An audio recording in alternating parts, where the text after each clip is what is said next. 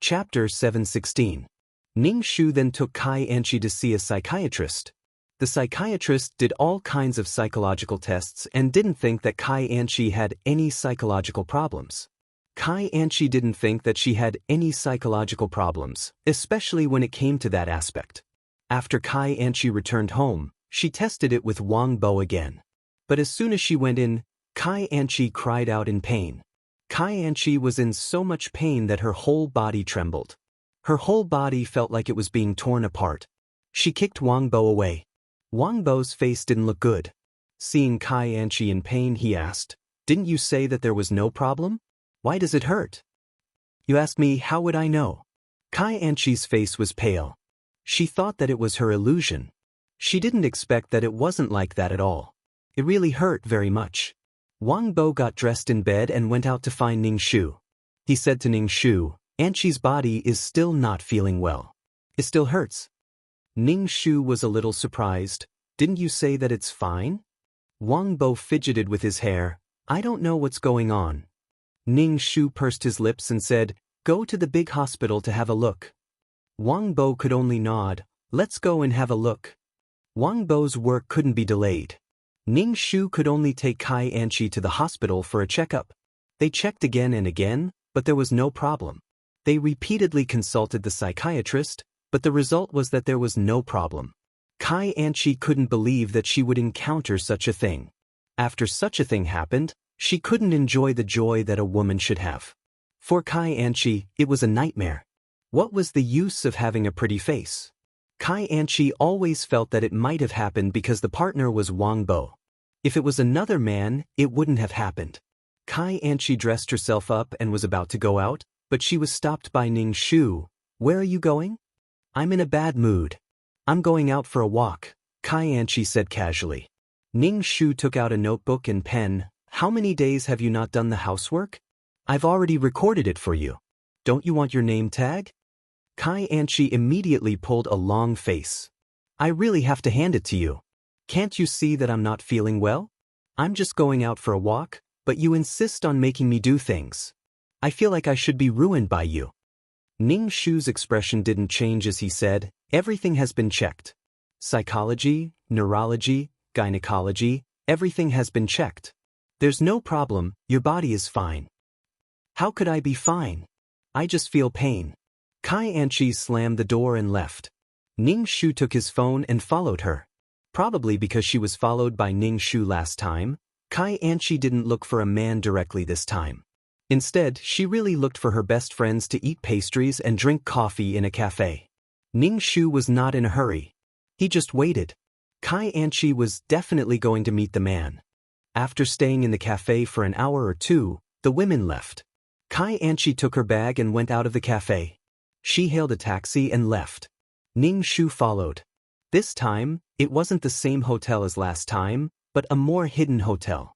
At the entrance of the hotel, a man was waiting for Kai Anchi. Seeing Kai Anchi, he hugged her and walked into the hotel. Ning Shu took out his phone and took pictures of the hotel signboard. Ning Shu waited for Kai Anchi at the door to see when she would come out. Kai Anchi and the man entered the room and hugged and kissed. They fell on the bed. Kai Anchi's heart was filled with anticipation and fear. She hoped that her body would be fine, but she was afraid of the pain of being torn apart by a beast. Kai Anchi's body was trembling with nervousness and her palms were sweating. The moment the man entered, Kai Anchi screamed, as if an animal's sharp teeth were tearing her body. The pain was overwhelming. The pain in her body and the despair in her heart made Kai Anchi in a trance. The man moved twice. Kai Anchi was in extreme pain. She pushed the man away and began to put on her clothes with a pale face. The man's face darkened. He couldn't help but shout, "What's wrong with you?" I'm not going. Kai Anchi's eyes were filled with tears. She had already taken off her clothes and entered. If she said she wasn't going to do it now, wouldn't she be spitting out the duck in her mouth? How could she? Now was the time to take action. How could she stop just because she said so? The man didn't care about Kai Anchi's feelings like Wang Bo. He threw Kai Anchi onto the bed and pressed her down. The man entered without hesitation. Kai Anchi was in so much pain that her body started to convulse. The man was very satisfied. You clamped it very tightly. Then he started to move without any scruples. Kai Anchi screamed in pain. She felt like she was going to be dismembered and was about to die. Kai Anchi's voice slowly weakened from the initial screams to a soft moan. Kai Anchi just wanted this violence to end quickly. It was like walking in hell. Her lower body was already numb from the pain, but the pain seemed to be engraved in her brain. It was very painful. Every second and minute was unbearable for Kai Anchi. Every day felt like a year. The man on top of her was extremely excited, but Kai Anchi couldn't resist. She just wanted it to end quickly. Tears seeped out of the corners of Kai Anchi's eyes. She didn't have any strength in her body and let the man do whatever he wanted to her. After an unknown amount of time, the man finally released, but Kai Anchi felt dizzy in front of her eyes, as if she was about to die. She vaguely heard the sound of the man putting on his clothes and pulling up his pants. Before he left, he touched Kai Anchi's chest and pinched it hard. He said, "If you need anything in the future, you can call me." Then he left with a smug smile. Kai Anchi listened to the man's laughter and her heart was filled with hatred. She lay on the bed, motionless, and stared blankly at the ceiling. Kai Anchi closed her eyes and wrapped the blanket around her body, waiting for the pain to pass. How could this be? How could this be? How could she have such a problem? It wasn't because of Wang Bo, but because of herself. Even if it was another man, the result would be the same. She couldn't feel any joy at all, only endless pain. Kai Anchi's head was in a daze from the pain. As the pain in her body gradually disappeared, Kai Anchi fell asleep. When Kai Anchi woke up again, it was almost dark and her stomach didn't hurt anymore. Kai Anchi got up and took a shower. As she washed, she rubbed her body hard. She resented her body for being so useless. But what was she going to do now? What was she going to do? Kai Anchi's eyes were red.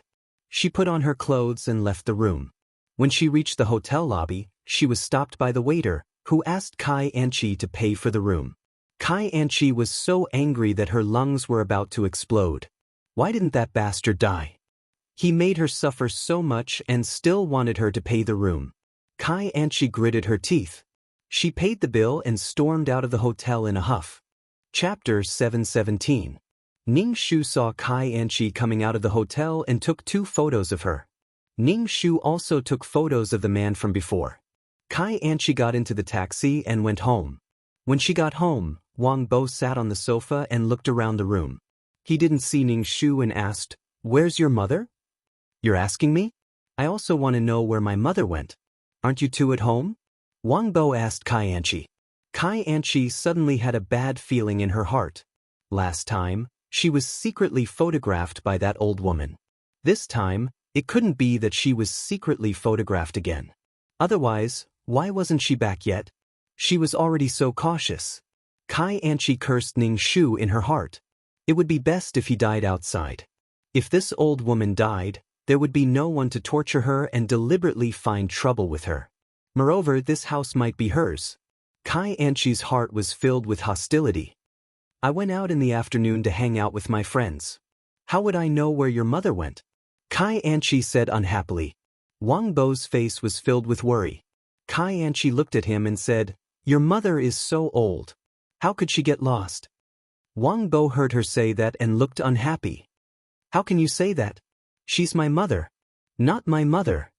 Kai Anchi rolled her eyes and went into the bedroom. Wang Bo took out his phone and called Ning Shu. The phone rang at the door. Ning Shu opened the door and saw Wang Bo. He said, "I'm back." "Mom, where did you go? It's already dark." "I was very worried." Wang Bo let out a long sigh.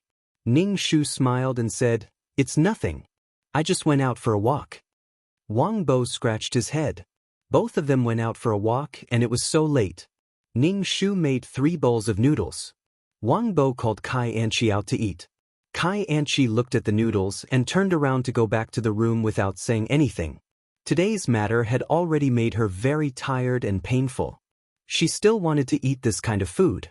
Wang Bo saw Kai Anchi like this and called out to her, "Let's eat." "You're not eating?" "I don't want to eat. I'm not eating." Kai Anchi closed the door, and then there was no movement at all. No one knew what she was doing inside. Wang Bo's expression was ugly. He couldn't stand Kai Anchi's willfulness. She had no scruples and didn't care about others at all. She only cared about her family. Ning Shu said to Wang Bo, "Wang Bo, there are some things that you don't need to endure at all. As a person, there is always advance and retreat. If you keep retreating until you reach the foot of the wall or the edge of the cliff, you will be the one suffering in the end." Wang Bo had always felt that he had married a goddess. Then he would worship her and give in unconditionally. Wang Bo sighed deeply. "We're trying to get used to each other." Ning Shu said, "You have to have your own bottom line. Let her know your bottom line. Your concession won't make her restrain herself. It will only make her more arrogant. As long as you're alive, you have to have some dignity. I don't want to see you endure it like this," Ning Shu said. "You have to advance and retreat. You can't keep retreating alone." Wang Bo sighed again. "Can you stop sighing all the time? I feel depressed when I hear you sigh. What can you do if you stick out your chest?" Ning Shu said unhappily. Ning Shu pursed his lips. "If Kai Anchi did something wrong to you, what would you not tolerate the most? What is your bottom line? If she crosses it, what will you do?" Ning Shu asked tentatively. Wang Bo was silent for a moment and said, "My bottom line is that Kai Anchi is loyal to me. I can tolerate her temper and willfulness." "Oh, as long as he has a bottom line." "What if she crosses your bottom line?" Ning Shu asked. "I don't know," Wang Bo said. Ning Shu slapped his face. A bottom line was not to be challenged. If the bottom line was crossed, what would he do? Ning Shu was speechless. "If, and I'm saying if she crosses your bottom line, what will you do?" Ning Shu asked Wang Bo. Wang Bo thought for a moment and said, "I will divorce her." Ning Shu looked at Wang Bo and said, "I hope you can understand your wife well. Her personality is too flamboyant, and your personality is too honest." Wang Bo was silent. When he returned to the bedroom, he saw Kai Anchi sleeping on the bed. He lay down and hugged Kai Anchi. Kai Anchi was annoyed. She was even more annoyed when she saw Wang Bo. She hugged him tightly. "It's so hot. Don't hug me." Kai Anchi pushed Wang Bo away. Wang Bo asked, "What's wrong with you? Tell me if you have something to say." But Kai Anchi did not know what to say. She said with annoyance, "Nothing. I just feel annoyed when I see you. Don't hover in front of me." Wang Bo frowned. "We are husband and wife. What can't we talk about?" "Husband and wife also have private matters. You're so annoying. I'm going to sleep." Kai Anchi turned her back to Wang Bo. Wang Bo looked at Kai Anchi's back. He reached out and straightened Kai Anchi's body. He said seriously, "Anchi, we are husband and wife. We are two people who will spend a lifetime together. I hope we can grow old together. Is there anything you can tell me?" Kai Anchi's eyes turned. She smiled and said, "Since I'm married to you, I naturally want to grow old with you." Wang Bo smiled. He wanted to kiss Kai Anchi, but Kai Anchi pushed him away. "I'm not feeling well." Although Wang Bo was disappointed, he did not force Kai Anchi. Kai Anchi turned her back to Wang Bo. She did not know what was wrong with her body. Anyway, she was married to Wang Bo naturally. She wanted to be with Wang Bo. Kai Anchi's heart was filled with despair. What was wrong with her body? She could not have children and could not enjoy the pleasure of a woman. Only now did Kai Anchi put Wang Bo in her heart. After all, her body could not fulfill the duties of husband and wife. Only Wang Bo would endure it. Kai Anchi wanted to say a few words to Wang Bo, but she had been high and mighty in front of Wang Bo for a long time. She could not bring herself to do so. She could only say good night. Wang Bo nodded and hugged Kai Anchi. Kai Anchi frowned impatiently, but she endured it in the end. Wang Bo was her only way out. She had to rely on Wang Bo. If she left Wang Bo, Kai Anchi suddenly did not know how to survive.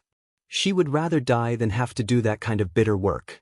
Kai Anchi thought about it for an entire night. She was still unwilling. The next day, she decided to try another man. It only hurt when she had sex. She was fine the rest of the time. It did not look like she was sick at all. Kai Anchi still wanted to find a man to test it on. As soon as Kai Anchi stepped out of the door, Ning Shu followed behind her. She followed her all the way and took photos while she was at it. Ning Shu saw Kai Anchi looking for men so frequently. He could not help but doubt his skills. Chapter 7:18. Didn't Kai Anchi say that her stomach hurt? Why did she find a man yesterday and continue to find one today? What's going on? She drank so much medicine, and Ning Shu also injected a needle into Kai Anchi's abdomen. This method is called locking the palace, as the name implies, locking it up. When Ning Shu followed Kai Anchi again, he called Wang Bo and asked him to ask for leave from the leader and come back quickly. Wang Bo didn't know what happened, but seeing Ning Shu's anxious tone, he asked for leave. As soon as Kai Anchi and the man entered the hotel, Ning Shu told Wang Bo the address of the hotel and asked him to hurry over. When Wang Bo came to the door of the hotel, he saw Ning Shu and asked, "Mom, what's the matter?" "Come with me." Ning Shu told the waiter that he came to find his wife. He asked for the key and took Wang Bo to the door. Wang Bo's face was uneasy. Ning Shu asked, "Mom, what are we doing here?" Wang Bo could vaguely hear the voice inside, and the voice was somewhat familiar. Wang Bo thought of a possibility and his face turned black. Ning Shu opened the door and saw messy clothes on the ground. A man was crawling on Kai Anchi's body. Kai Anchi's face was pale and her body was convulsing. Ning Shu quickly took a photo. Sensing that someone came in, the man crawling on Kai Anchi's body immediately pulled out and quickly covered his lower body with a sheet. Kai Anchi was in so much pain that she couldn't move. She just lay naked on the bed. When she saw Wang Bo, her tears fell. Wang Bo's body was trembling, his eyes were red, and he looked like he was struck by lightning. His neck was stiff as he looked at the man who was hurriedly putting on his clothes. Ning Shu took a photo of the man wearing clothes and said to Wang Bo, "Hit him. If he didn't do anything, then he wouldn't be popular at all." When Wang Bo heard this, he clenched his fist and punched the man. The man didn't want to be outdone. "Who are you? How dare you hit me, I'll tell." Wang Bo punched him in the face again. Ning Shu closed the door and looked indifferently at Kai Anchi, who was lying on the bed. Tears streamed down Kai Anchi's face as her face turned deathly pale. She looked at the two men fighting in horror. Wang Bo grabbed the man's hair and moved closer to Kai Anchi. He growled, "This is your lover. I said you didn't want to come with me. You said you weren't feeling well. That was just an excuse. I'm your husband. I'm not as good as your lover." Kai Anchi's face was ashen. She turned her head stiffly to look at Ning Shu. "It's you." "It's me. Wang Bo is my son. It's time to let him know," Ning Shu said indifferently. "You have nothing to do with me. Why should I protect you?" Kai Anchi looked at Wang Bo's red eyes and felt a little scared. Enduring the pain in her body, she got up and tugged at Wang Bo's clothes. "Can you let me go back and explain?" "What's there to explain? Look at you. You're naked. What's there to explain?" Wang Bo's body was trembling. "Do you think I'm blind? Can't see?" Kai Anchi was forced by a man before. Her body was in so much pain that she wanted to die. Kai Anchi's heart was in complete despair. There was something wrong with her body. Now she was caught red-handed. Kai Anchi didn't feel sorry for Wang Bo. She never thought of keeping her virginity for Wang Bo. Wang Bo was just a spare tire. Kai Anchi was afraid of her future. Her body was her weapon of survival. Now she didn't have this weapon and Wang Bo found out about it. Wang Bo saw the traces of abuse on Kai Anchi's body. There were 3 people in the room. She was naked and shameless. But in front of him, she was noble and inviolable. The man who was beaten by Wang Bo took the opportunity to slip away. Ning Shu didn't care about him. He was just one of Kai Anchi's men. Wang Bo threw the quilt on Kai Anchi's body to cover her body. Ning Shu saw that Wang Bo's hand was trembling uncontrollably.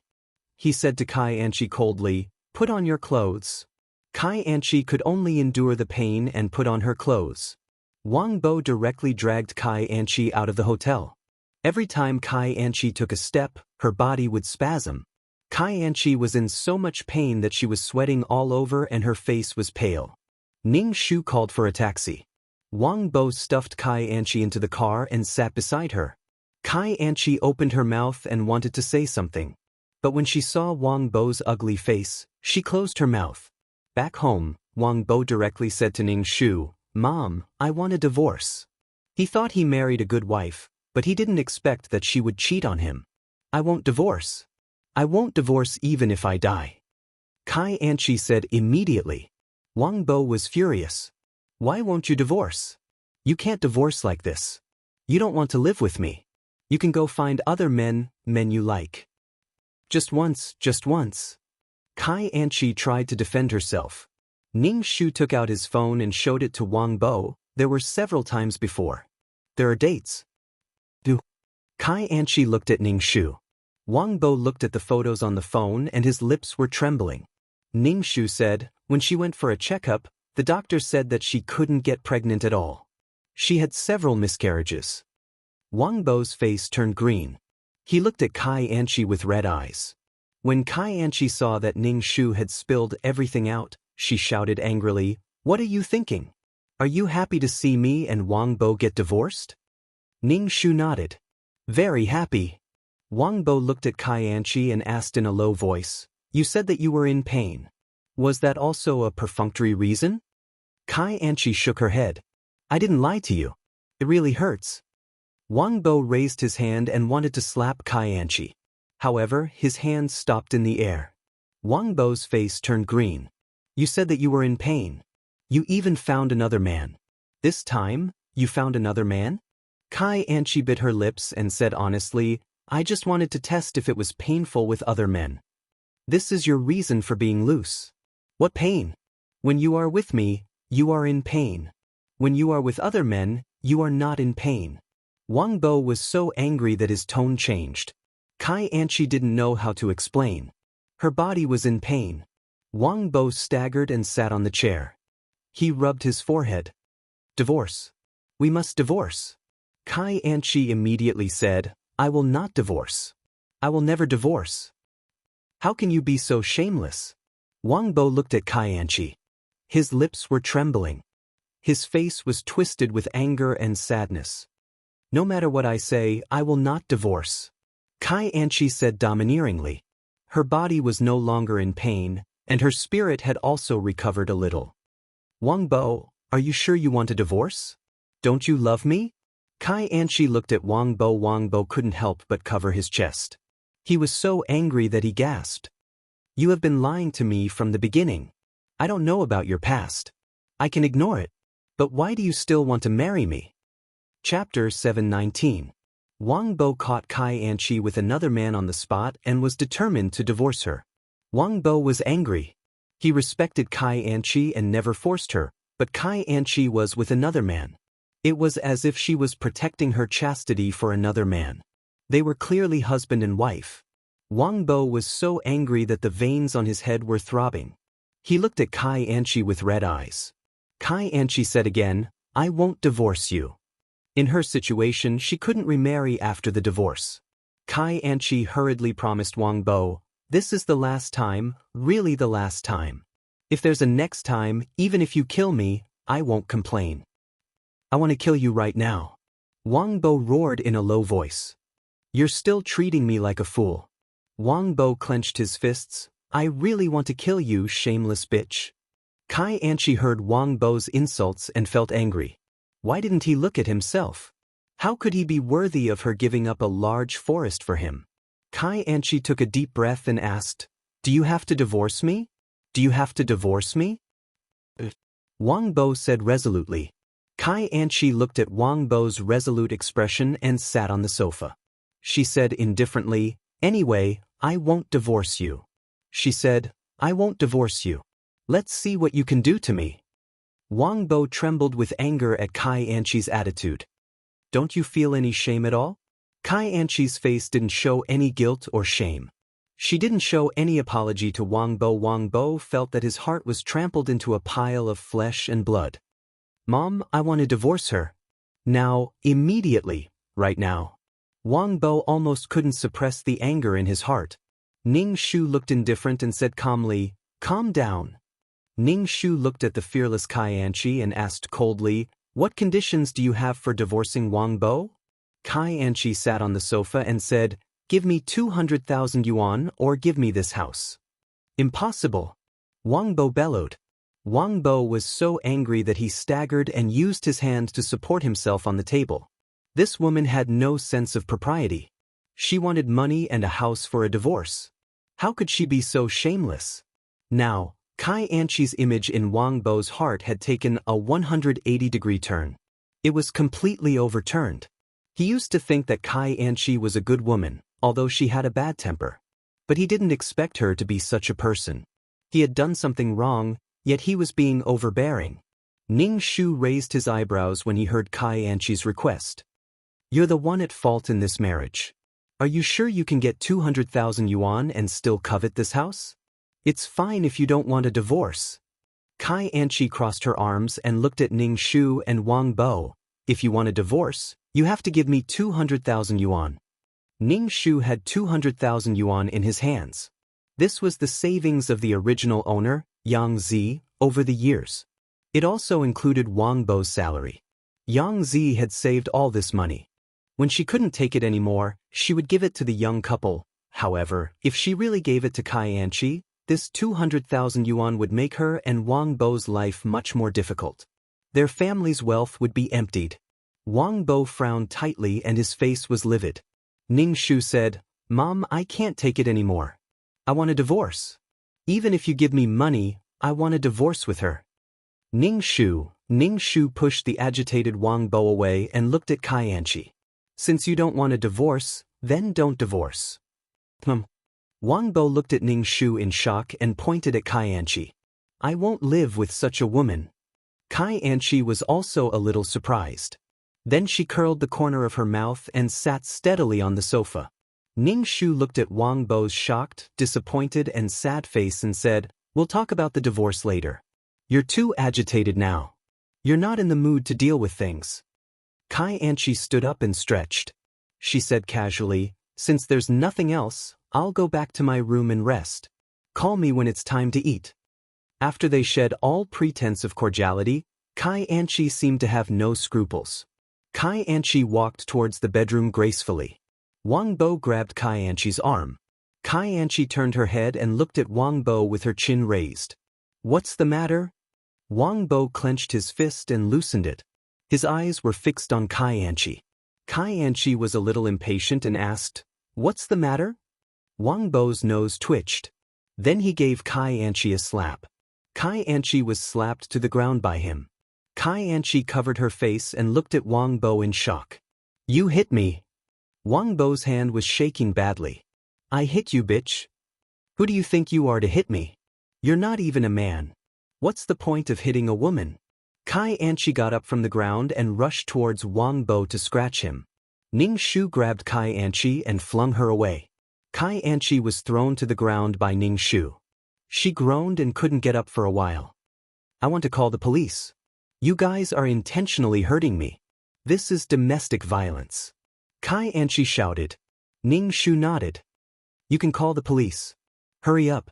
Ning Shu entered his room and threw a tattered dress at Kai Anchi's face. Kai Anchi looked at the dress and her face turned green. "Old woman, you cut my dress. I've said it before. I've remembered it all. I've only cut your dress now. Tomorrow it will be your bag." Ning Shu said indifferently. "Do." Kai Anchi's face twitched. She was holding the dress with several holes in it. The dress was full of holes and the sleeves were too short. She couldn't mend them even if she wanted to. Kai Anchi's heart was filled with hatred. She looked at Ning Shu with hatred in her eyes. Wang Bo was a little confused and asked, "What's going on?" Ning Shu smiled and said, "You still don't know that your wife has a lot of famous brands. A small accessory can easily cost thousands. Her clothes and shoes are all famous brands. Where did she get the money to buy them?" Wang Bo's face turned black. He thought of a possibility and couldn't help but rub his temple. "You have more than one man. What kind of woman are you?" Wang Bo roared at Kai Anchi. Kai Anchi threw the dress in her hand and said sarcastically, "Can you buy me these famous brands? Can you? What right do you have to question me? I bought these things myself. I didn't use a single cent from your family." Wang Bo's temples suddenly exploded. He was so angry that his chest violently heaved up and down. He was speechless for a long time. It was said that shameless people were invincible. Kai Anchi was really shameless. This was an era where people laughed at the poor but not at the prostitutes. There was no such thing as integrity. As long as you lived a good life, you would be successful. Kai Anchi never thought of paying anything for this marriage. She also never thought of sticking to this marriage. Chapter 720. Kai Anchi only saw Wang Bo as a way out. She was old and couldn't play anymore. Wang Bo would take care of her. Now that Wang Bo was going to divorce her, she had to take a piece of meat from him. It was either 200,000 yuan or a house. She really dared to say that. If he gave the house to Kai Anchi, would they sleep on the streets? Besides, a house was more than 200,000 yuan. It would be demolished in the future, and the price of the house would only be higher. Kai Anchi went back to the bedroom to pack her luggage and was ready to leave. She didn't want to live under the same roof with this mother and son. Kai Anchi said, "Divorce or not, tell me when you've thought it through. If you want a divorce, prepare 200,000 yuan. It's up to you." "Where are you going?" Wang Bo asked with a livid face. "Why do you care where I'm going?" Kai Anchi said angrily. Wang Bo was furious. Kai Anchi didn't want to divorce and play on her own. But what about him? Was this woman going to be his wife for life? His wife was in the arms of other men. She was free, but he couldn't start a new life. Ning Shu said to Kai Anchi, "If you step out of this door, I'll destroy all your things." Kai Anchi suddenly twisted her face and shouted sharply, "Don't you dare. There's nothing I don't dare to do. Didn't your skirt get cut too?" Ning Shu said indifferently, "You can't leave this house before it's confirmed whether you want a divorce or not." "Do." Kai Anchi stomped her feet in anger. "You're putting me under house arrest. I'm going to call the police. You stole my things. You're a thief." Ning Shu said very calmly, "Sure, I have photos of you in prostitution on my phone. Oh right, there's also a video of you chatting naked with others. I can sue you for spreading obscenity." Kai Anchi's face turned green. She looked at Ning Shu in a daze. "How can you do this? How could this old woman be so powerful? She thought she was just a yes woman. How did she get a video of her chatting naked?" She knew about it, but she didn't say anything back then. Wang Bo's face turned even uglier. Of course he knew about it. He looked at Kai Anchi in disbelief. "What kind of woman are you? How can you be so slutty?" Kai Anchi first sneered and then said, "If you men didn't want to see it, would I take it off? If a man wants to see, you can take it off. Kai Anchi, you woman." Wang Bo roared. Kai Anchi didn't care at all. "You men can play and be unrestrained. Why can't women?" But. Wang Bo choked on Kai Anchi's words and didn't know what to say. Ning Shu lightly said, "Do you want to leave or stay? Have you thought about it?" Kai Anchi snorted and stayed. Her branded goods could not be ruined by old women who did not know what was good for them. Now that she was sick, those men who wanted to please her would not buy her anything anymore. Kai Anchi dragged the suitcase back to the bedroom and slammed the door. Wang Bo stared blankly at the door. Ning Shu asked, "Are you hungry? Get us something to eat." Wang Bo turned to Ning Shu and said, "Mom, I want a divorce. I must get a divorce. Even if you give me money, I will divorce this woman." Wang Bo's face was resolute. Ning Shu was speechless. No wonder Kai Anchi took away the family property. It was because of Wang Bo. For her son, Yang Zi would naturally give any amount of money. Ning Shu said, "I will let you two divorce. You can't give her 200,000 yuan, and you won't give her the house." Then, Ning Shu looked at Wang Bo. "Are you willing to be called a cuckold? After you divorce Kai Anchi, you have to start a new life. You can't always be under Kai Anchi's shadow." Wang Bo tightly frowned and said somewhat dispiritedly, "What can I do? Other than giving her money, what else can I do to get rid of Kai Anchi?" "Take it slow. There will be a way." Ning Shu went into the kitchen and cooked noodles. Wang Bo said, "You don't have to cook for her. She knows how to order food." Since Wang Bo said that he wouldn't cook for Kai Anchi, Ning Shu wouldn't cook. He could only cook 2 bowls of noodles. When Kai Anchi came out and saw that there was no food for her, her face turned ugly. She directly took out her phone to order food. After the delivery man came, Kai Anchi said to the delivery man, "They will pay." Then she carried the things into the bedroom. The delivery man looked at Ning Shu and Wang Bo. Wang Bo's face was extremely ugly. Seeing the delivery man looking at him, he very unwillingly paid the money. Ning Shu was silent. Looking at Wang Bo's hateful expression, he said, "Take it slow." Wang Bo shook his head in annoyance. He looked very dispirited. Ning Shu comforted him. All the pain is the suffering before happiness. A happy life is precious. Just like her, living in the hospital and being tortured by illness. Her life was unfortunate, but these illnesses tempered her soul. After death, because her soul was qualified, it was captured by the system and started a new life. You will meet better people in the future. Who didn't meet a few scumbags when they were young? Ning Shu patted Wang Bo's shoulder and transmitted a stream of qi to Wang Bo. It was not worth torturing himself for Kai Anchi. Wang Bo tightly pursed his lips. Ning Shu said, "Don't always sleep in the living room. Go back to the bedroom.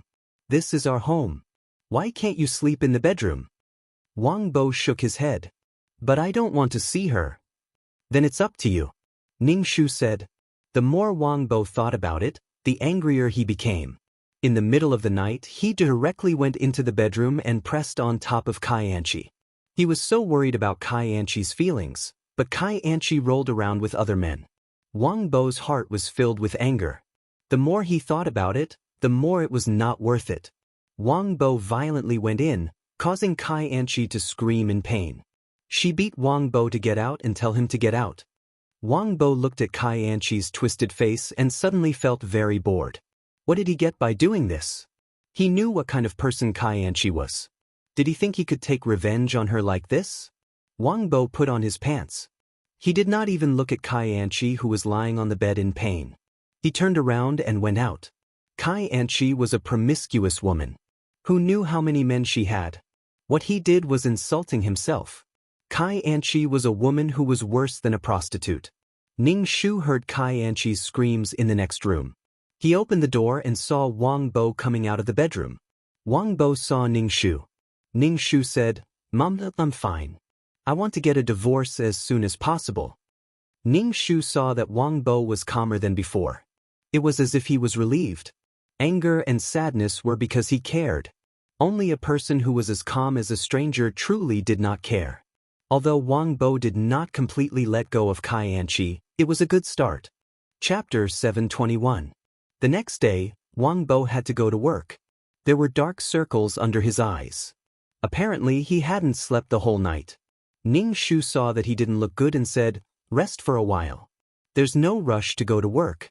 It's not efficient for you to go to work in this state." Kai Anchi came out of the bedroom. Wang Bo looked at Kai Anchi and nodded. "Then I'll rest for a while." Kai Anchi's face didn't look good. She asked Wang Bo, "Why did you do that to me?" Wang Bo said, "We're husband and wife. Isn't it normal for us to do that kind of thing? You can do it with other men. Why can't you do it with me?" Kai Anchi was furious. "I'm not feeling well. It hurts. You still forced me." "Then it doesn't hurt when you do it with other men. It's still up to you whether it hurts or not." Wang Bo calmed down and spoke more logically. Kai Anchi looked at Wang Bo in a daze. "How dare you talk to me like that?" Wang Bo was always careful with her. Now that he spoke to her like that, Kai Anchi was not used to it. She felt offended. Wang Bo ignored Kai Anchi and sat down to eat.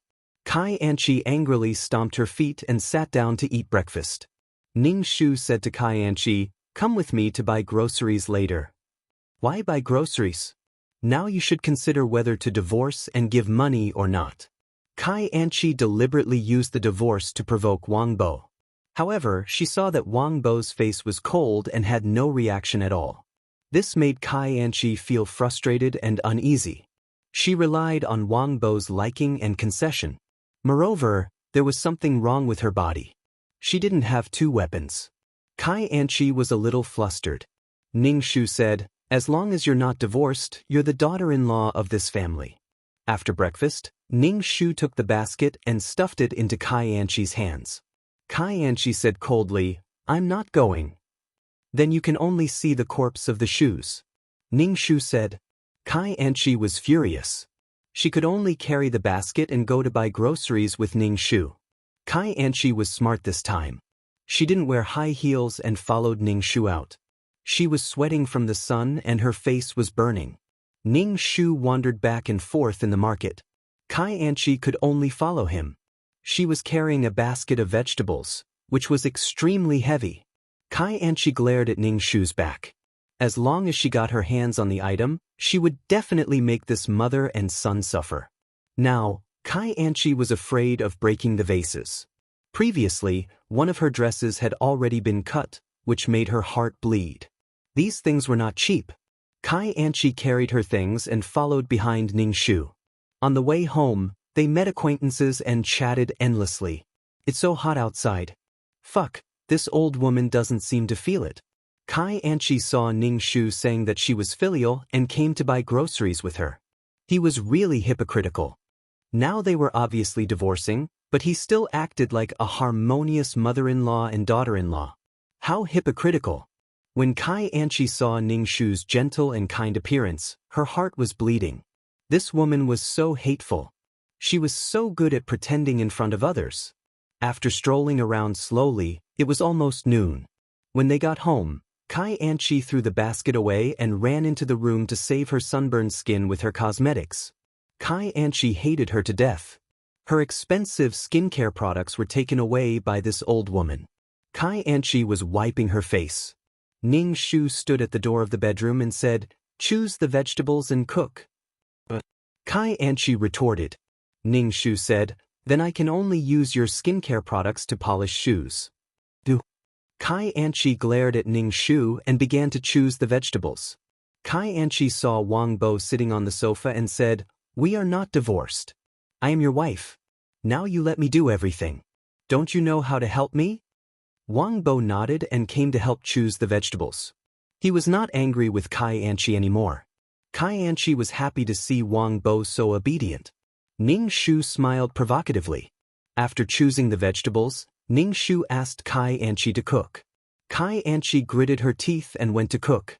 Anyway, the kitchen was in a mess. The dishes on the table were all black. Anyway, looking at them made one lose their appetite.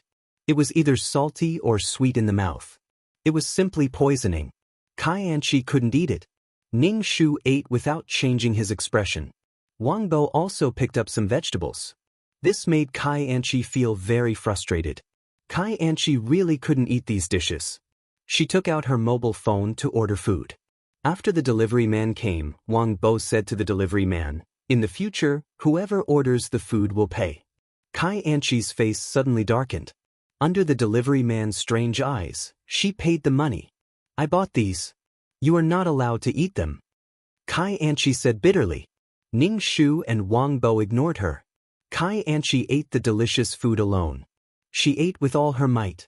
If she couldn't finish it, she would throw it away. Anyway, she didn't give it to Ning Shu and Wang Bo. After lunch, Ning Shu said to Kai Anchi, "Clean the house." Kai Anchi cursed in her heart. Looking at Ning Shu's cold face, she could only take the bucket and mop. Every corner must be cleaned. Ning Shu ordered Kai Anchi. Kai Anchi cursed in her heart. She began to work and said to Wang Bo, "You come and help." "Mom, I'm going out." Wang Bo didn't even look at Kai Anchi. He turned and went out, which made Kai Anchi a little dumbfounded. Ning Shu saw that people were changeable.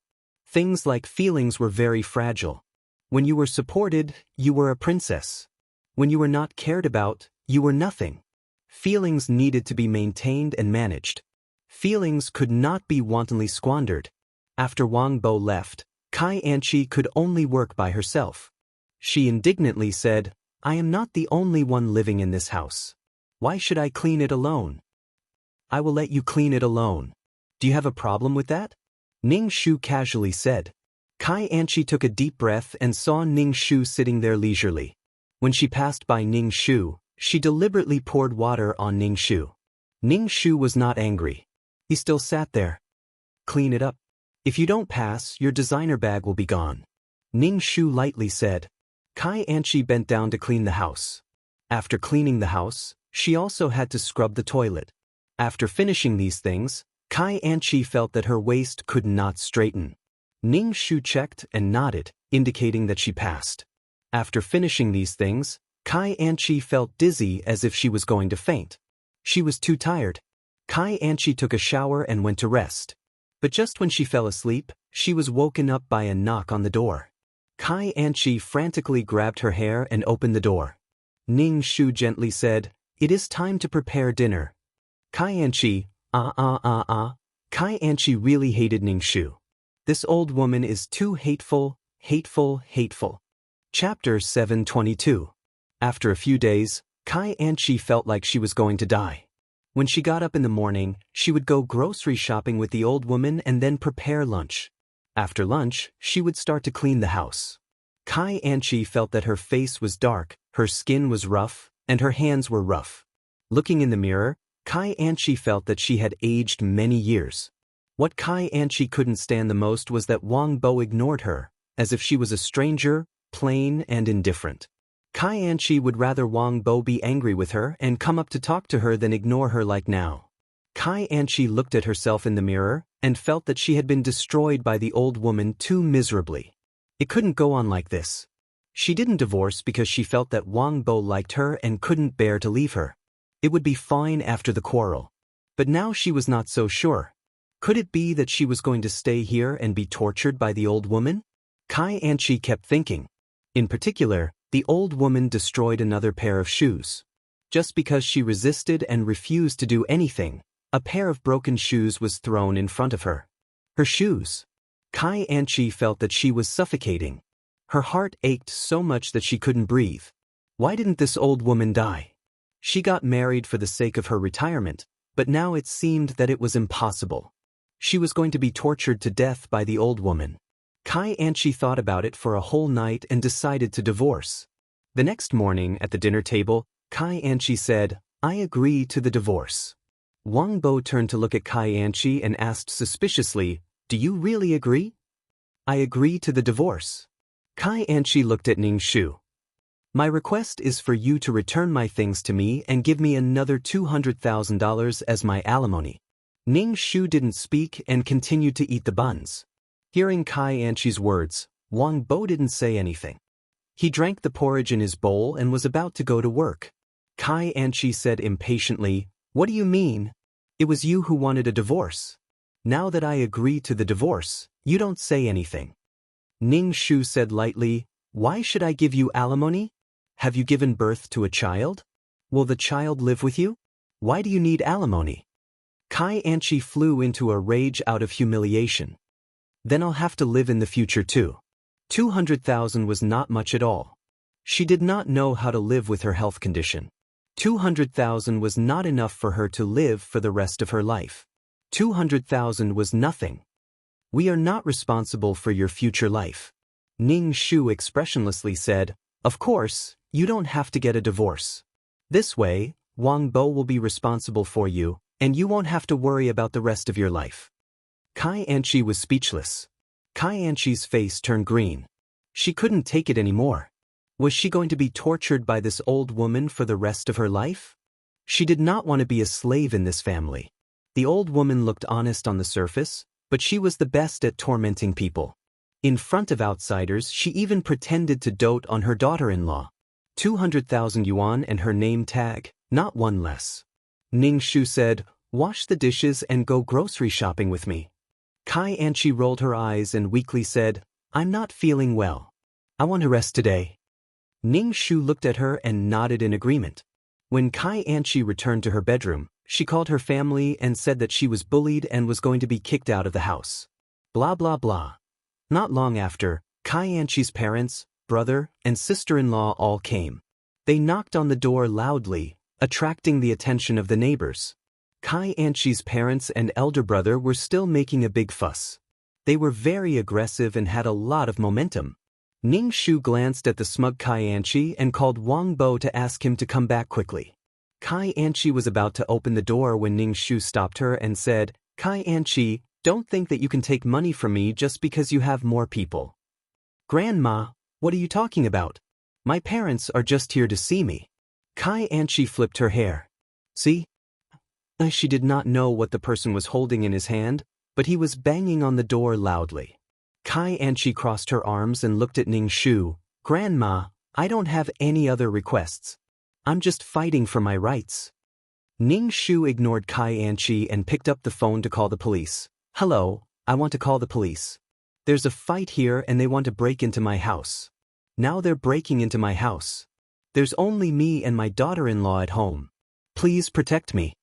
Ning Shu pointed the phone at the door. The door was being banged on. Ning Shu said the address and hung up the phone. Kai Anchi looked at Ning Shu and stammered, You? Why did you call the police? There's so many of you. I can't beat them. Ning Shu spread his hands and said. Kai Anchi stomped her feet and was about to open the door when Ning Shu pressed her shoulder. Kai Anchi struggled twice but could not break free.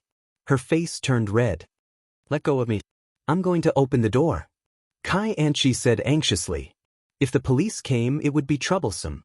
Kai Anchi did not think that Ning Shu would call the police. Because the door was not opened for a long time, the people outside were very impatient and shouted to open the door. Ning Shu ignored them. Kai Anchi's brother actually started to kick the door. Ning Shu's face was calm. If you want to kick, then kick. It's even better if you break it. Kai Anchi frowned and shouted at the door, Stop kicking, stop kicking. The door was closed. The people outside could not hear what the people inside the house were saying. Moreover, the corridor was full of people. Kai Anchi's mother cried to the onlookers.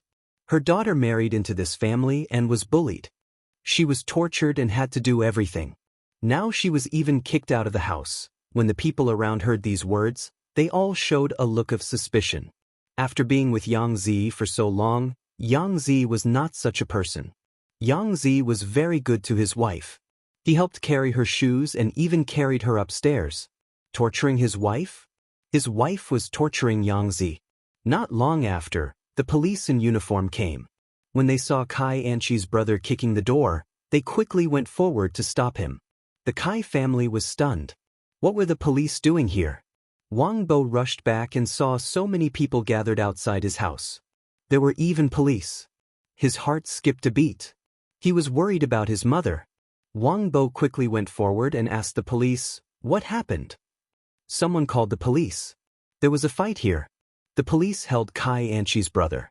Wang Bo quickly took out his keys to open the door. When he walked into the house and saw that Ning Shu was fine, he heaved a sigh of relief. Brother. Kai Anchi quickly ran out. When she saw her brother being held, she was anxious. What happened? Why did the police come? Kai Anchi's mother asked anxiously. Kai Anchi turned around and looked at Ning Shu. That old woman called the police. Chapter 723. Kai Anchi usually cursed Ning Shu as an old hag in her heart, but now, she called him an old hag in a moment of desperation. Everyone in the corridor heard it clearly. Kai Anchi belatedly realized that it was inappropriate for her to say that. Facing the disdainful looks in the corridor, she still straightened her chest. Kai Anchi's mother's face darkened as she went into the house. Everyone in the corridor swarmed into the house to watch the show. Auntie Li asked Ning Shu with concern, What's going on? Ning Shu's face was full of bitterness. Auntie wants to divorce Wang Bo. Auntie Li had an, I knew it would be like this, expression on her face. She wants 200,000 yuan or the house, Ning Shu said. Immediately, the surrounding people turned their eyes to Kai Anchi's family. This was simply robbery. Ning Shu said to the police, We're a widow and an orphan. They're a family. I was afraid that something might happen, so I called the police. Police. Kai Anchi saw that she had pacified the crowd with just a few words and said anxiously, She's an evil mother-in-law. She makes me do things every day. She makes me cook and mop the floor. She's deliberately torturing me. Onlookers, cooking and mopping the floor is torturing. This is really not a big deal. They're also domestic violence. They hit me, Kai Anchi said again. Auntie Li interrupted, I've never seen such shameless people. Domestic violence? They even hit you. Only this pair of mother and son are stupid enough to treat you like a treasure. When I asked you to pour a glass of water for your mother-in-law, you deliberately stirred the juice with your fingers. How can your mother-in-law order you around like this? Kai Anchi hated this talkative woman and said immediately, That's because she took my things. If I didn't do anything, she would destroy my things. Ning Shu said indifferently, I didn't take your things. What valuable things do you have? What did I take from you? Kai Anchi was stunned. It was not good to say anything in front of so many people. Kai Anchi stomped her feet angrily. These people are all Yang Zi's friends. Naturally, they'll side with her. Kai Anchi saw that no matter what she said, no one believed her. Instead, they said that the old woman was a good person. She was clearly the one being tormented. Wang Bo, who had been silent all this time, said, she wanted 200,000 for a divorce. My mother and I didn't agree, so she asked her family to make a fuss. I won't give her 200,000. Wang Bo, Kai Anchi was infuriated that Wang Bo dared to undermine her in front of so many people. Kai Anchi moved closer to Wang Bo's ear and threatened, don't force me to take you down with me. Otherwise, I'll announce to the world that I cheated on you. You'll have to endure the strange gazes of others every day. The mother and son had dealt with the matter in a low-key manner. Obviously, they were afraid of making a big deal out of it and didn't want others to know. Kai Anchi felt that she had grasped the mother and son's weakness. Wang Bo turned his head and looked at Kai Anchi without saying a word. Kai Anchi's hair stood on end from Wang Bo's gaze. What do you mean? Kai Anchi asked Wang Bo, then why divorce? The policeman asked. Kai Anchi looked at Wang Bo from the corner of her eyes. Clearly, she was threatening Wang Bo. Wang Bo coughed and said, because Kai Anchi cheated on me, and it wasn't the first time. Kai Anchi was stunned. She looked as if she had been struck by lightning. She had threatened Wang Bo. Why did Wang Bo take the initiative to say it? Was he crazy? Kai Anchi looked at Wang Bo in a daze. Wang Bo's expression was extremely calm, but there was a hint of madness in it. When the people around heard Wang Bo's words, they immediately became noisy. They whispered to each other and looked at Kai Anchi without restraint. One look and you can tell she's not a good woman. She's married and still went out to seduce men. One look and you can tell she's a vixen. Ning Shu also looked at Wang Bo in a daze. Her original intention was to not let Wang Bo suffer the rumors. Wang Bo's actions were out of Ning Shu's expectations. Looking at the calm Wang Bo, she felt that Wang Bo had really walked out of this incident. Perhaps Wang Bo was too angry and wanted to go all out to make Kai Anchi suffer. Wang Bo might be able to bear the rumors, but he was a man. And Kai Anchi was a woman. She could bear more than Wang Bo. People who knew her would point fingers at her. People's gossip was a fearful thing. The public opinion could melt gold. Kai Anchi's face turned pale when she noticed the eyes of the people around her. She was just threatening Wang Bo. She never thought that Wang Bo would say it out loud. I didn't. Kai Anchi said loudly. Kai Anchi's mother immediately explained, my daughter wouldn't do that. My daughter married into your family with a clean record. In order to get a divorce, you slandered my daughter. Ning Shu sat on the sofa and didn't say anything. She wanted to see how Wang Bo would deal with this matter.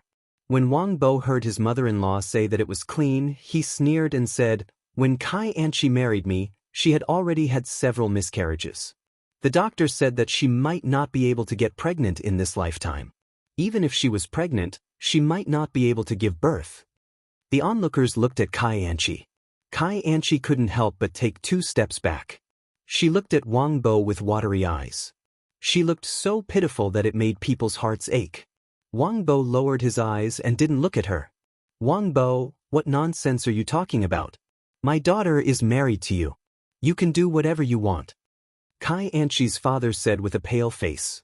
Wang Bo looked at his father-in-law and said, there are photos. Do you want to see them? I wouldn't send my wife to someone else's bed. Kai Anchi's father was so angry that he couldn't say anything. There were so many people looking at him. It made his old face panic. He turned around and left. Kai Anchi's mother saw him leave. She looked at Kai Anchi and could only follow him. Kai Anchi's brother was still detained. Kai Anchi's mother said to the police, officer, this is all a misunderstanding. It's really a misunderstanding. Ning Shu said, this kind of irreconcilable thing happened. The Kai family is likely to take revenge on my family. When that time comes, I'll have to trouble you. The police said, we'll educate her. Thank you, officer. Ning Shu let out a long breath. Kai Anchi looked at Ning Shu with hatred.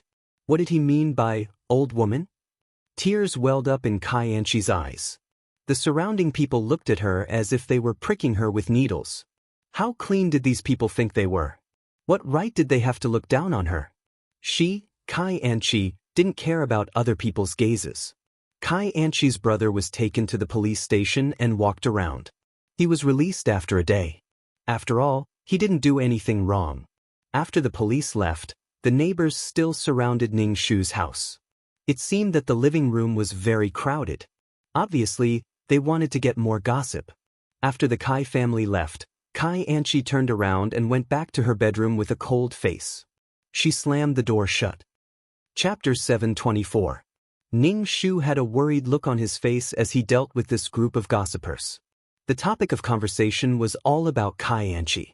Ning Shu sighed and said, when I married Wang Bo, I didn't know that she was such a person. After I found out, I felt that it was all in the past and didn't pursue it. But she was still like this and didn't know how to repent. Wang Bo couldn't take it anymore and had to divorce her. Auntie Li comforted Ning Shu, this daughter-in-law isn't good. The next daughter-in-law will definitely be good. Ning Shu just forced a smile. Ning Shu dealt with this group of people and asked Wang Bo, why did you say it in front of so many people? Wang Bo rubbed his forehead and said, there's no point in dragging it out like this. She even threatened to tell the world that she cheated on me, so I gave her what she wanted. Ning Shu was speechless. So where did Kai Anchi's confidence come from? She was confident that this person would always be there waiting for her. No matter what she did wrong, this person would forgive her. Ning Shu let out a long sigh. Then things are simple. I was worried about you before, so I'll just go to court for a divorce. Wang Bo and Ning Shu forced a smile. Got it. Ning Shu comforted Wang Bo, it's over. Live well. Don't be sad because of someone who doesn't deserve it. Wang Bo pursed his lips and nodded. Then I'll go find a lawyer and prepare for the divorce? Ning Shu asked Wang Bo. Wang Bo nodded. Thank you, Ma. I'll go by myself. You rest at home. You must be tired these days. Ning Shu couldn't help but smile. That's true. This is your problem. You can deal with it yourself. Wang Bo was busy every day and didn't go home much. He was always dealing with the divorce. Ning Shu also stopped urging Kai Anchi to get up and work every day. She could sleep whenever she wanted. Did she really think that torturing people was easy work? Was she not tired when Kai Anchi was tired? Kai Anchi was going to be free. She was going to be free too. Kai Anchi was well aware of her current situation. Ever since Wang Bo had exposed her affair, she had lost her advantage in front of Wang Bo. At that time, Kai Anchi was just testing Wang Bo. If the other party's attitude was slightly softer, Kai Anchi felt that she would have gotten the 200,000 yuan. In the end, the probing failed, and now the chicken had flown away and the eggs had been smashed. Kai Anchi came out of the bedroom and said to Ning Shu, who was picking vegetables, give me 200,000 yuan, and I will divorce Wang Bo immediately. Ning Shu slowly picked the vegetables and faintly said, Wang Bo is already preparing for a divorce. Let's talk about it in court. When Kai Anchi heard that she had to go to court, her face turned ugly. She took a step back and said, then give me 150,000. 150,000. Ning Shu's expression did not change. You have to ask Wang Bo about this. You and Wang Bo are husband and wife. I can't say much about this kind of thing. Kai Anchi rolled her eyes. Ning Shu threatened, if you don't agree, I'll die in your house. You're the ones who forced me to die. Ning Shu was speechless. Ning Shu dared to guarantee that Kai Anchi would not bear to die. Kai Anchi only loved him. How could she bear to die? Seeing that Ning Shu was unmoved, Kai Anchi rushed into the kitchen and picked up a fruit knife. She pointed it at her wrist. If you don't agree, I'll slit my wrists and commit suicide. Ning Shu was speechless. Ning Shu faintly said, are you sure you want to slit your wrists? There are no major arteries on your wrists and the bleeding is very slow. Also, can you find the location of the blood vessels? You might cut your tendons and your hands will be crippled. Also, if you bleed too much, your brain will be ischemic, and you'll be in a vegetative state after rescue. Kai Anchi's hand that was holding the fruit knife trembled. She looked at Ning Shu in horror. Why are you doing this? He did not follow the script at all. Ning Shu added, I'll call the ambulance in time. Kai Anchi really wanted to take the knife and stab this old woman. Hating Ning Shu, Kai Anchi threatened, don't regret it. Ning Shu faintly said, Kai Anchi, I treat you as my daughter-in-law. But you treat this place as a nursing home. Wang Bo and I are people who serve you. Kai Anchi rolled her eyes. Look at Wang Bo. If I didn't marry him, he wouldn't be able to find a wife. Look at that smug look on her face. It's as if no one can live without you. She's so self-confident. When Kai Anchi said this, Wang Bo opened the door and came back. Hearing Kai Anchi's words, he said resolutely, I'll find a good wife and lead a good life. Just you wait and see. Kai Anchi crossed her arms and rolled her eyes in disdain. Seeing Kai Anchi like this, Wang Bo was not angry. If he would have died long ago. He faintly said to Kai Anchi, the day after tomorrow is the day of the court hearing. I hope you'll be there on time. Kai Anchi was so angry that her face turned green. Are you really going to divorce me? Of course. Now everyone knows that you cheated on a woman who had many miscarriages. Compared to being cheated on, I'm more afraid of being laughed at. Kai Anchi took a deep breath. Don't regret it. Kai Anchi went into the bedroom to pack her things and came out with a suitcase. Kai Anchi looked at Wang Bo as if she was waiting for him to ask her to stay. Wang Bo said, remember to be there on time. Kai Anchi stomped her feet and dragged the suitcase away. On the day of the court hearing, Wang Bo and Ning Shu waited for Kai Anchi at the entrance of the court. After waiting for a long time, Kai Anchi finally arrived. The whole Kai family was there. Ning Shu and his mother seemed weak. Their momentum was suppressed by the Kai family. Ning Shu's lips curled up. This kind of thing was not something that could be won with more people. Kai Anchi looked at Wang Bo and said, it's not too late. Kai Anchi's father, Ning Shu, said, in law, there's no need to bring the matter of the two children to court. Live a good life. Damn, both of them were treating Wang Bo as a hero. They knew what their daughter was like, but they still wanted the two children to live a good life. If Kai Anchi was their daughter-in-law, they would probably want to kill her. The double standard was too serious. Ning Shu did not say anything. He turned and entered the court. Wang Bo did not say anything either. He followed Ning Shu into the court. Kai Anchi snorted. Seeing her parents staring at her, she said, I won't let him off so easily. When the court started, Kai Anchi said her request. 200,000 yuan. Wang Bo just looked at Kai Anchi silently and rolled his eyes speechlessly. Kai Anchi's request was rejected by the judge. Your husband did not do anything wrong in the legal sense. You are the party at fault in the marriage. You can't ask for alimony. He has no obligation to support you. Kai Anchi's face suddenly turned ugly. I'm his wife. He should support me. Husband and wife do not have joint assets. The house is your husband's, the judge said. Kai Anchi's face darkened. She wanted to get a lot of money from Wang Bo, but now she might not get a single cent. If she lost the case, she would have to pay the court fees and the other party's lawyer fees. Chapter 725. Kai Anchi felt that she had suffered a great loss. She didn't get anything after getting married, and she even got herself remarried. Wang Bo, are you a man? Kai Anchi could only fire at Wang Bo, I'm your wife. You should be responsible for me. Wang Bo said faintly, responsibility? You've never fulfilled your responsibility as a wife. There was no suspense in this divorce case at all. Wang Bo married Kai Anchi under the circumstances of being deceived. After marriage, Kai Anchi committed adultery with another man. Now, Kai Anchi couldn't live as a couple because of her health. Their relationship had been broken, and it was difficult for them to live together. Even if Kai Anchi didn't want to divorce and wanted to use responsibility to threaten Wang Bo, the court still approved the divorce. The court's decision was that Wang Bo and Kai Anchi were no longer husband and wife. Their relationship was dissolved. Wang Bo let out a long breath. Ning Shu felt as if a huge rock had been removed from Wang Bo's body. Although he looked a little sad, he was more relaxed. The two families left the court. Kai Anchi's face was gloomy and she looked anxious.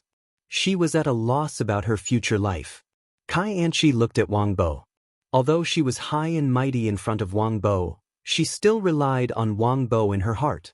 Now that they were divorced, Kai Anchi felt unprecedented loss and fear.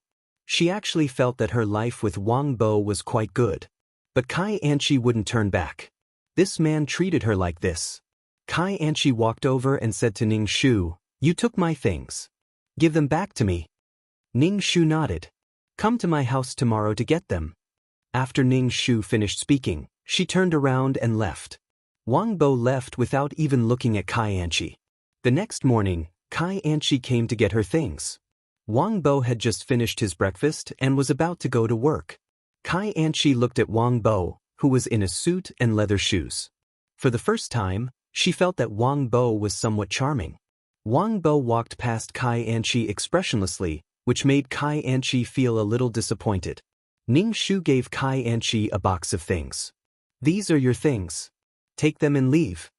Kai Anchi opened the box and carefully examined its contents. She observed Ning Shu from the corner of her eye. Ning Shu asked, "It's all here. Check it carefully. Don't ask me for anything in the future."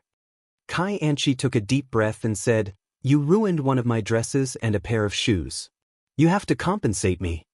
Ning Shu leisurely said, "Look carefully, everything is in your box, I cut it." Kai Anchi was speechless. Kai Anchi was so angry that her face turned green. She closed the box, picked up the things, and turned to leave. Ning Shu smiled as he looked at Kai Anchi's back. Kai Anchi's body was no longer a weapon, so it was impossible for her to continue living such a life. The 200,000 yuan was saved. Feeding 200,000 yuan to someone like Kai Anchi would really anger her to death. After Kai Anchi and Wang Bo divorced, Auntie Li often visited Ning Shu and asked him what kind of wife he wanted to find for Ning Shu. A wife needs to be chosen by an old man. As long as her personality is suitable, it's fine. Don't think about love and other useless things. Look at your previous wife. Your son liked her, but she turned out to be such a person. Auntie Li told Ning Shu. Ning Shu gently said, "They just got divorced. There's always a transition period. It's impossible to get married immediately." Auntie Li Ning Shu said, "If there's a suitable girl, I'll introduce her to you. She's a good wife and 3 generations of good children. A vicious wife will harm 3 generations of children. Men want to find a beautiful woman with a beautiful face, big breasts, and a slim figure. You have to be careful." Ning Shu nodded. "Thank you. If Wang Bo wants to get married again, you have to help me." Auntie Li smiled. "That's for sure." Wang Bo came back from work in the evening. During dinner, Ning Shu asked, "Kai Anchi already took the things away?" Wang Bo nodded and continued eating. When he saw Ning Shu hesitating to speak, he said, "Mom, just say what you want to say." "Ahem." Ning Shu coughed. "You and Kai Anchi have divorced and are about to start a new life. Well, I just want to ask, how's work recently?" Wang Bo said, "It's pretty good.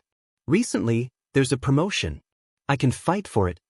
Ning Shu smiled and said, "It's pretty good."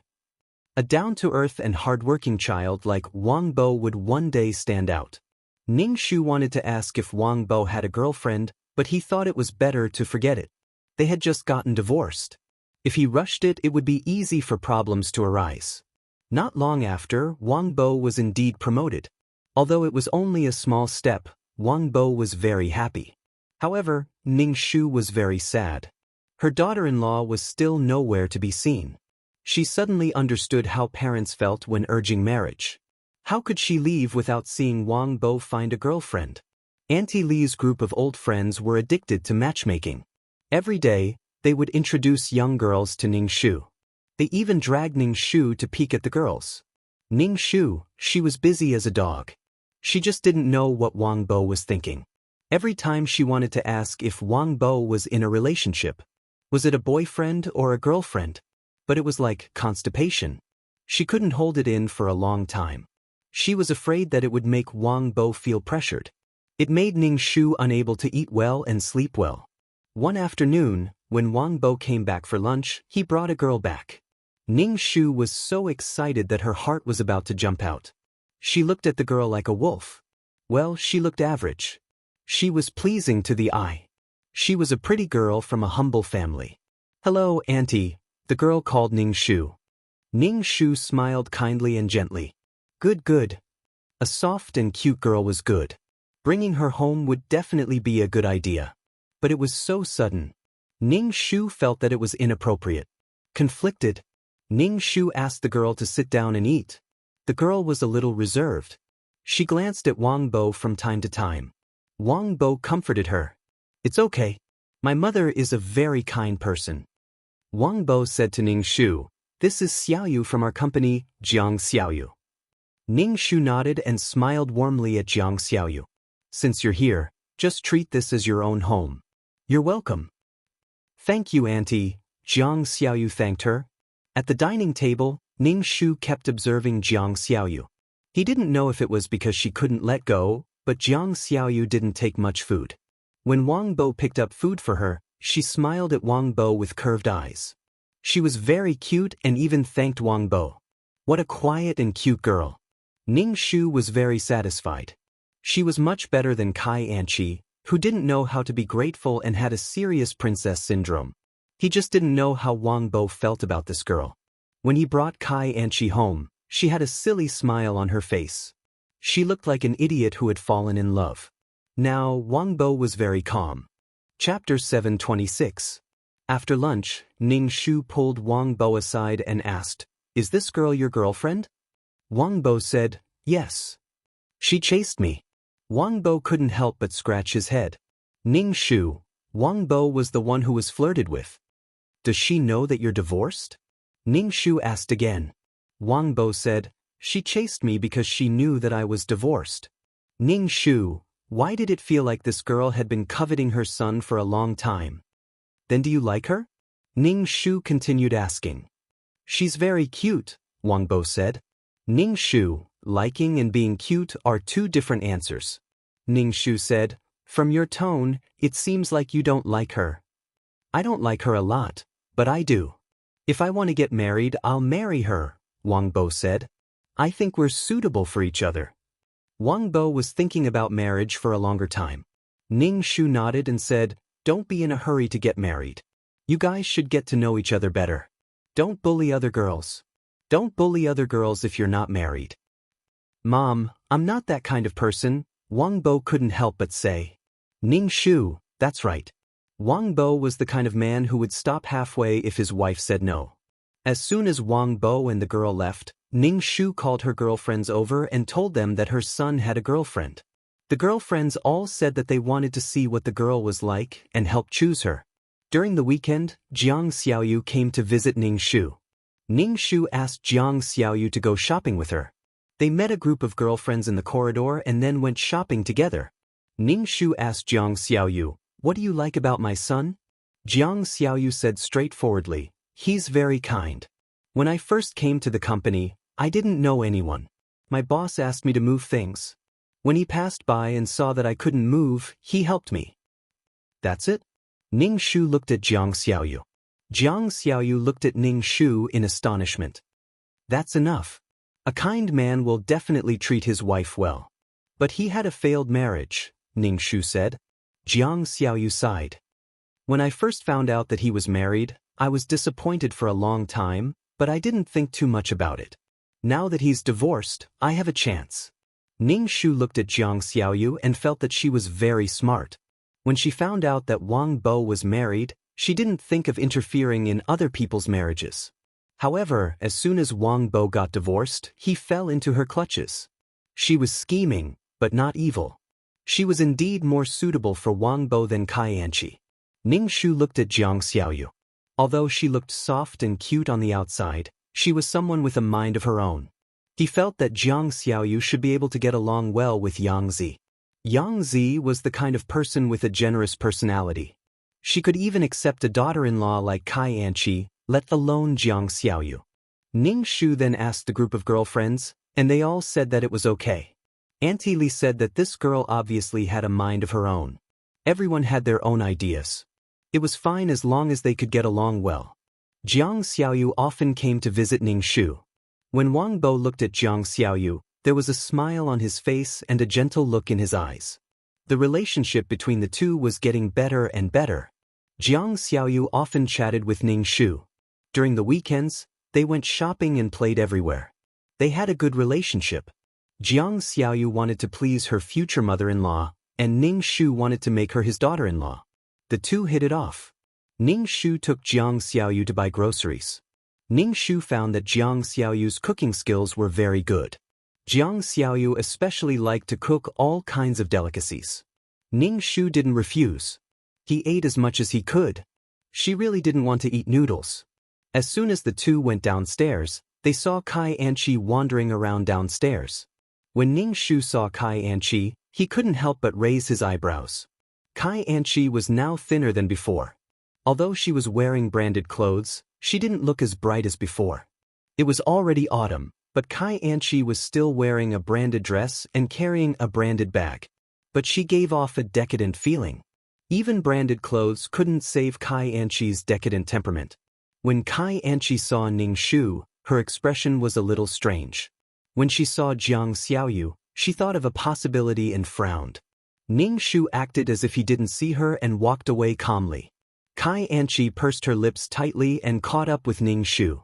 Ning Shu looked at Kai Anqi, who was blocking in front of him, and asked indifferently, "Miss, what's the matter?"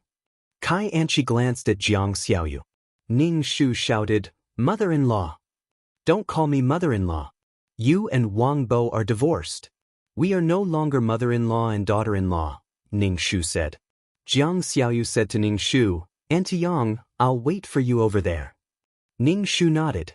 Jiang Xiaoyu carried the basket and stood far away, leaving Ning Shu and Kai Anqi alone to talk. Ning Shu looked at Kai Anqi and said, "Why are you looking for me? I've returned your things to you." "Mother-in-law, let me be with Wang Bo again," Kai Anqi begged Ning Shu. Ning Shu looked indifferent. Not even a crack in the door. Kai Anqi's face was decadent. She didn't look good. After divorcing Wang Bo, Kai Anqi's life was in an abyss of suffering. Kai Anqi's parents felt that this daughter of theirs was too embarrassing and wanted to marry her off far away. The most important thing was that they couldn't afford to raise their daughter, who was a spendthrift. The house was only so big. When their daughter came back, they had to make a room for her. It was very crowded. Kai Anqi was used to being arrogant. She didn't get along well with her sister-in-law. Kai Anqi complained that her sister-in-law's cooking was not good and tasteless. Then, she asked her sister-in-law to wash her clothes. She completely treated her sister-in-law as a servant. There was always some discord between her sister-in-law and her sister-in-law. And when they quarreled, it made the whole family uneasy. Her sister-in-law despised and hated Kai Anqi. She urged the family to quickly marry Kai Anqi off. Kai Anqi's parents were now looking for a husband for Kai Anqi. The person they were looking for was a foreigner. The foreigner didn't know what Kai Anqi had done. Kai Anqi's parents were in the mood to shift the blame. As long as they could shift the blame, everything would be fine. In the past, Kai Anqi could still rely on herself.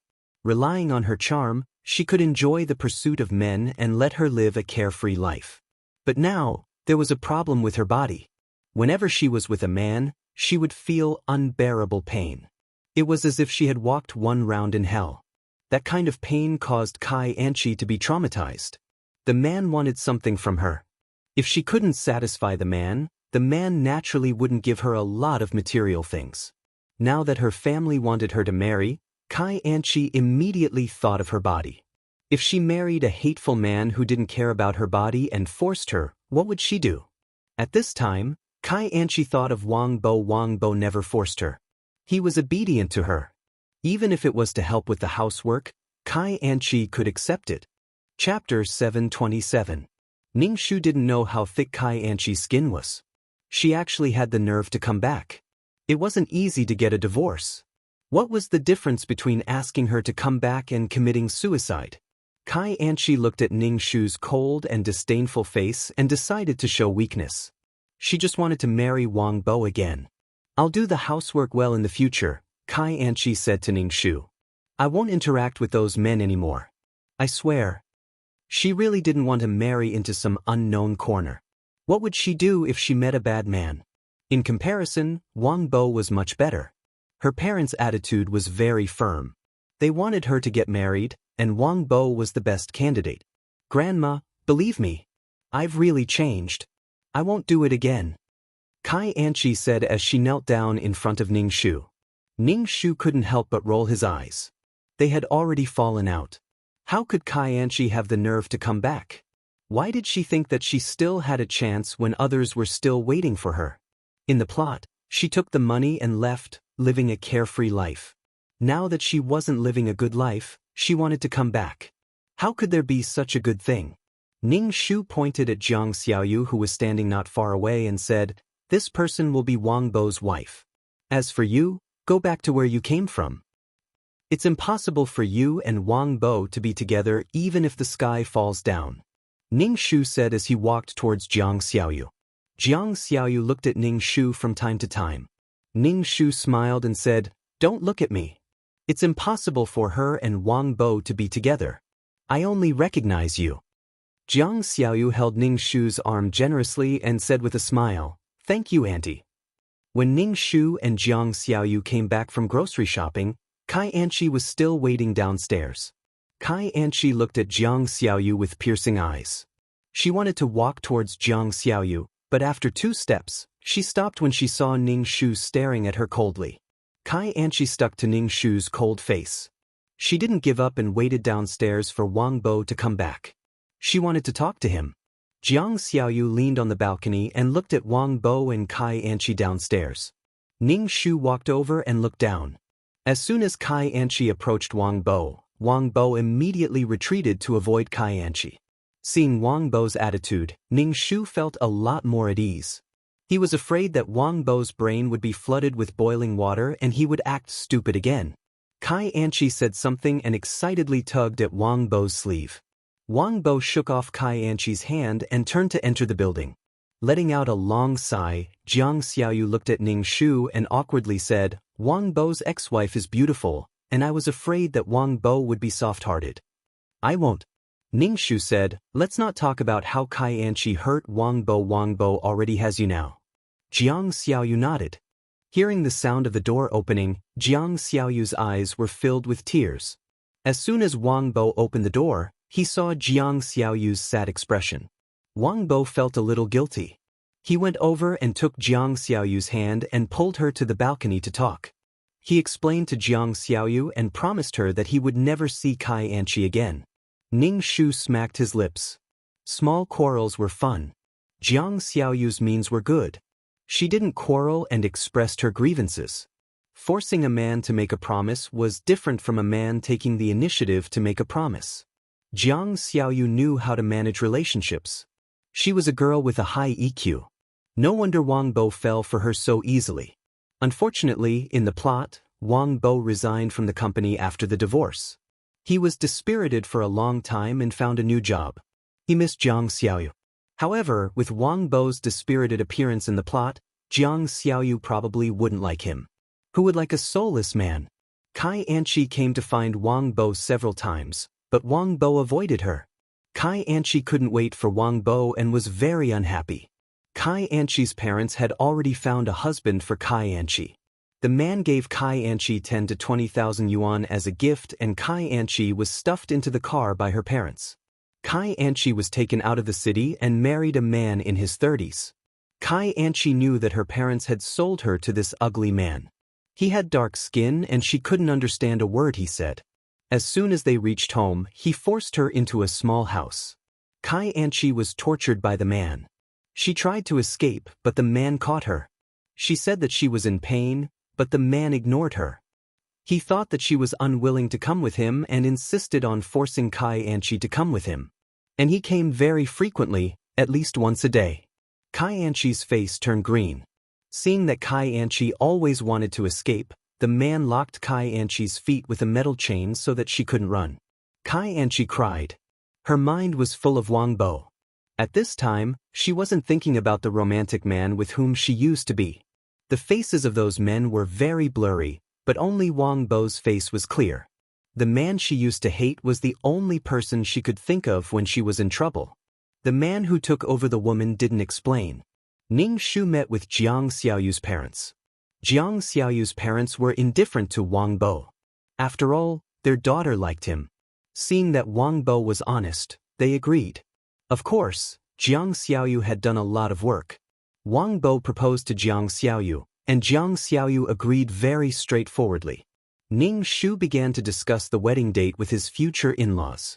He had to fulfill all aspects of etiquette. Ning Shu gave Jiang Xiaoyu a pair of heavy dragon and phoenix bracelets. Wang Bo and Jiang Xiaoyu were very busy. They were busy with the wedding, taking wedding photos, sending invitations, and rehearsing. Even Ning Shu was busy with the wedding. On the day of Wang Bo and Jiang Xiaoyu's wedding, Jiang Xiaoyu was wearing a wedding dress. The corners of her eyes were curved as she held Wang Bo's hand. Wang Bo lowered his head slightly and looked at Jiang Xiaoyu with a smile on his face. At this moment, Wang Bo was really handsome. Ning Shu swallowed a mouthful of dog food. The corners of his eyes were a little sore. In fact, life didn't need to be so thrilling, so magnificent, and so sentimental. It just needed to be simple and peaceful. There was no such thing as a half-dead, half-dead, half-dead, half-alive, twisted and intense true love. In the end, only ashes were left of the burning love. Ding, quest completed. Do you want to leave the quest world?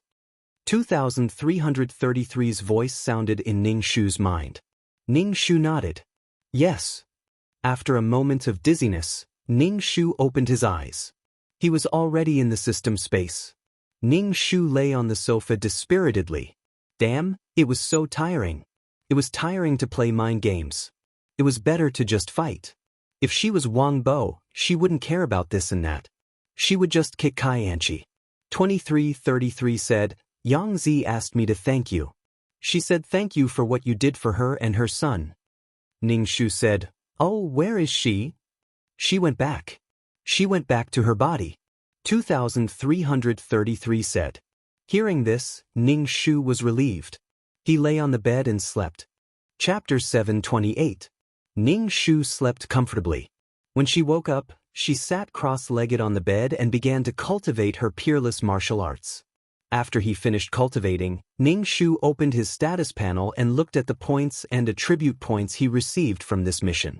Number, 2333 Name, Ning Shu, Intermediate Mission Taker. Age, 27 points, 5. 15 million/1. 5 million soul, 300 health, 71 wisdom, 224 charm, 10 luck, 54 spirit, 130 faith, 106450 martial strength, 142 aptitude, 59 merit, 1003010 skills. 5th ring shooting technique, trash fighting technique, beginner level ultimate martial arts, beginner poison technique, beginner business management knowledge, beginner code programming, beginner lawyer skills honorary title, goddess of war, selfless ancestor items, calm aura, faith aura, talisman 5 aura, mother of the world, queen's blessing, model worker, Chin. She's blessing, leader aura, grass blessing, best friend, Meow Meow Meow's blessing, life-saving hand, Zhu Sunyang's blessing, completed Yang Zi's wish. Mission completion, 100. Received 1. 5 million points, 40 attribute points, 50 faith, 10 merit points. This mission was not bad. Looking at the points now, he had more than 6 million, not far from 20 million. Ning Shu distributed the 40 attribute points to wisdom, luck, martial strength, and spirit. Number, 2333 Name, Ning Shu, Intermediate Mission Taker. Age, 27 points, 5. 15 million/1. 5 million soul, 300 health, 71 wisdom, 22410 charm, 10 luck, 5410 spirit, 13010 faith, 1114 martial strength, 14210 aptitude, 59 merit, 10040. After distributing the attribute points, Ning Shu said, I want to see Yang Zi's life back home. 2333 said okay, and the screen showed the life of Yang Zi's family. Yang Zi and Jiang Xiaoyu got along well. There was no tension between them. Everyone said that Jiang Xiaoyu met a good mother-in-law. Jiang Xiaoyu straightened her back and said that her mother-in-law was the best. This made Yang Zi a little embarrassed. She told everyone that her daughter-in-law was a good daughter-in-law. Others mocked Yang Zi, saying that as long as Yang Zi was a daughter-in-law, she would be a good daughter-in-law.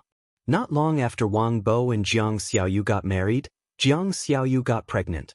Yang Zi took good care of Jiang Xiaoyu and made soup for her every few days. Yang Zi took Jiang Xiaoyu for a prenatal checkup. 9 months later, Jiang Xiaoyu gave birth to a girl. Yang Zi was not angry. At least, she did not have a granddaughter before. Yang Zi helped to take care of the child, and the mother-in-law and daughter-in-law took care of the child. Their views on educating the child were different, and there would be a little conflict. Wang Bo said that he would take care of the child. The mother-in-law and daughter-in-law immediately rolled their eyes. He couldn't even carry the child properly. How could he take care of the child? He could help, but if it was about taking care of the child, forget about it. Wang Bo learned how to change diapers for the child. When he made the milk powder, he let it warm.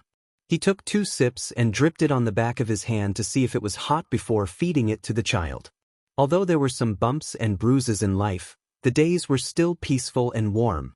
Ning Shu was completely relieved when he saw this.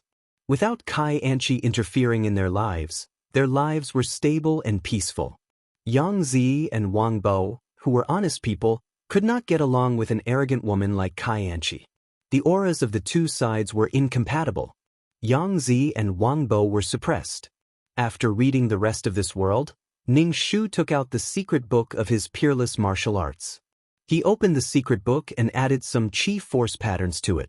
The patterns became more and more complicated. Previously, they were animals. Now they developed into flowers, plants, and trees. There were even people who formed stars. The peerless martial arts were in full bloom in that world. It was probably something that could be found everywhere. The main thing was that there were no requirements for the peerless martial arts. As long as one could draw spiritual energy into the body and cultivate chi force, it would be fine. Ning Shu closed the secret book and lay on the sofa with his limbs spread out. Ning Shu asked, "How do you feel about this counterattack?" Ning Shu rolled his eyes. "It's quite tiring." 2333 said, "Counterattack is to counterattack the sad fate of the client. You can't destroy the client's advantage. If the client has a good reputation, you can't ruin the client's reputation. Do you understand?" Ning Shu said, "Oh, fortunately, this mission did not ruin Yang Zi's reputation. Otherwise, the mission would have failed again." 2333 said, "Mission givers could not take revenge on others. The client gave their soul and wanted a good life. They could not leave a mess for the client." Ning Shu let out a long breath. Yang Zi was an honest person. She could not suddenly become vicious and torture her daughter-in-law. If she left behind a bad reputation, who would dare to marry Wang Bo, even if Wang Bo was a good person? However, marriage was a matter between two families. If the future mother-in-law was a bad mother-in-law, no matter how good the man was, she would not marry. Ning Shu planned to go to the virtual space to see if there were any items, flower shop points, or faith power to exchange for some. It would be better for the mission. Ning Shu first opened the exchange store and browsed for a suitable item. Then, he went to the virtual space to look for the same item. Maybe it would be cheaper. Ning Shu's fingers swiped across the screen, browsing a variety of goods. Ning Shu's eyes were fixed on an item. This item was an upgraded version of the amulet. Not only could it resist the fate of being erased if the mission failed, but it could also prevent one from leaving the mission world. In other words, if one encountered an irresistible danger, one could still stay in the mission world and continue the mission. However, the price made Ning Shu's heart beat faster. It was too expensive. It actually cost 100 merit points. A normal amulet only cost 30 merit points. Ning Shu decisively closed the exchange store and went to the virtual space to see if it could be cheaper. After a moment of weightlessness, Ning Shu stood on the street in the virtual space. Ning Shu went to the item store to browse. He saw that the upgraded amulet in the store also cost 100 merit points. 100 merit points. Ning Shu asked the shop owner, "Can the upgraded version of the amulet be cheaper?" The shop owner sized up Ning Shu and asked tentatively, "You have so many merit points." Ning Shu said, "Actually, it's still a little short of 100 merit points, so I'm asking if you can make it cheaper." "How many merit points do you have?" Ning Shu asked. Ning Shu thought for a moment. 80 merit points. "No, the price difference with the exchange store is too big. It's impossible to exchange it for you." The shop owner refused directly. Ning Shu saw her firm attitude and knew that it was impossible to get this item for 80 merit points. He asked, "How much do you want?" "At least 95 merit points," the shop owner said. Chapter 729. In the end, Ning Shu bought this item with 95 merit points. After exchanging for this item, Ning Shu planned to go to the restaurant to eat. The food in the restaurant was really good. In the previous world, he ate noodles all the time. Ning Shu felt that he didn't want to see noodles for a long time. Walking into the restaurant, Ning Shu picked an empty table and ordered a lot of dishes. As he was chewing on a drumstick, he felt some tremors under his feet. Ning Shu didn't pay much attention to it. However, the tremors were getting stronger. The plates on the table were shaking and the table kept shaking. Ning Shu couldn't help but press on the table. It felt like the earth was shaking. Earthquake. Run quickly. Ning Shu quickly rushed out of the restaurant and stood on the street. The bluestone slabs under his feet kept shaking and the cracks in the bricks opened. "Oh my God, what's going on?" Ning Shu couldn't help but look up at the sky. Then he saw a man in a black windbreaker flying across the sky. Ning Shu narrowed his eyes. He looked a little familiar. This was the uncle. Perhaps he noticed Ning Shu's gaze. The uncle glanced at Ning Shu and flew away with the man beside him. Ning Shu, it was the same look of disdain again. Sir. The waiter ran out of the restaurant and said to Ning Shu, "Why did you run away?" Earthquake. Ning Shu turned back, but he couldn't see the man in the black windbreaker anymore. The waiter smiled. "Sir, this is normal. The virtual space is a space created by a powerful person. If there's a lack of energy, this will happen. Someone from above will take care of it." Ning Shu was speechless. Ning Shu looked around. It was as if he was making a fuss about nothing. The people on the street were just doing what they were supposed to do. Even if this space collapses, the mission enforcers have the system space. They will be teleported back to the system space. "Nothing will happen," the waiter said. Ning Shu looked up at the sky. When he turned around and wanted to enter the restaurant, he heard a voice. "All mission enforcers, leave the virtual space." This voice did not belong to the uncle. The waiter looked surprised and said to Ning Shu, "Dear customer, please leave the virtual space. I'll charge you half price for your food." Ning Shu paid the bill and asked, "What's wrong?" That's the voice of the manager of the virtual space. "Something must have happened," the waiter said to Ning Shu before turning around to get busy. The people on the street slowly left the virtual space. Ning Shu also said to 2333, "Let's go." As soon as Ning Shu finished speaking, the entire virtual space shook violently, directly throwing her out of the virtual space. Ning Shu was speechless. Ning Shu looked around. Everything around him was void. The uncle in a black windbreaker was standing in the void. Everything around him was void, which made him very obvious. In front of him was a plane of space, which should be the virtual space. He stretched out his hand, and the virtual space shrank and fell into the uncle's hand. The uncle clenched his hand.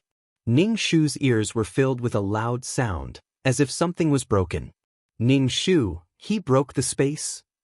He broke the virtual space. Ning Shu's legs trembled as he looked at him in horror. The school doctor opened his hand, and the space fragments floated in the air. Finally, they rotated and gathered together, forming a new space. It grew bigger and bigger until it finally clung to the plane. After doing all this, the uncle turned around and looked at Ning Shu. Ning Shu saw a white light emitting from his glasses. He stood in the air and looked down at him. There was no wind around, but his clothes fluttered slightly. Ning Shu really wanted to chop off his long legs. 2333, run, Ning Shu said anxiously to 2333. Okay. 2333 immediately sent Ning Shu back into the system space. The school doctor watched Ning Shu disappear with an expressionless face. In a flash, she was gone. Ning Shu returned to the system and slumped on the ground weakly. Her limbs were weak. Damn, was this person the school doctor uncle she knew? Did they just look alike? She didn't even dare to talk to him. It was too scary. She didn't even dare to greet him. She was afraid that this person would kill her instantly. Creating a space was like playing a game. Ning Shu felt like he was going to have a nightmare. The uncle couldn't be this powerful. He had been plotted against before. These two people couldn't be the same person. 2333, you know him? Ning Shu asked 2333. 2333 said angrily, I'm just a system. What do I know? Okay, 2333 was a piece of trash. Ning Shu crawled on the floor and climbed onto the sofa. She lay on the sofa like a dead dog and asked, Is there no more virtual space? Didn't you see that he made a new virtual space? 2333 said angrily. Ning Shu's mind was filled with the scene of the uncle destroying the virtual space. He couldn't help but cover his heart. When would she be so strong? This was what it meant to be strong. Ning Shu calmed himself down and took out a book from the bookshelf. After reading it, he watered the potted plant. When he had completely calmed down, Ning Shu said to 2333, Let's see the next client. Okay, before you meet the client, you have to make yourself look more professional. Look more trustworthy. Don't look like an idiot. They won't let you make a comeback. 2333 said, I'm just concerned about you. Ning Shu, you're the idiot. A figure slowly appeared in the system space. It was a girl. She didn't look very old. She had neat bangs and wore loose clothes like a village girl from the 70s or 80s. She had a cloth bag slung over her body. Her eyes were very bright and there was an inexplicable aura around her. Ning Shu greeted, Hello. The girl said, Hello, I'm Tao Qin. I'll be straightforward. I want you to make a comeback to destroy the Ghost King. Tao Qin said, I'm a disciple of Mao Mountain. I met a human and ghost together and I tried to stop them but was destroyed by the Ghost King. Ning Shu, they were together, they were in a relationship. Why did you try to stop them? Ning Shu was a bit speechless. Fahai, you don't understand love. What are you talking about? Humans and demons are different. The Ghost King is already another existence in the 6 realms of reincarnation. They can't be together. Then why didn't you choose to be with the beast? Tao Qin said with her hands on her hips. Ning Shu, the ghosts were once humans. Are all Mao Mountain Taoists so troublesome? Ning Shu couldn't help but ask. Why did they have to do such a thankless job?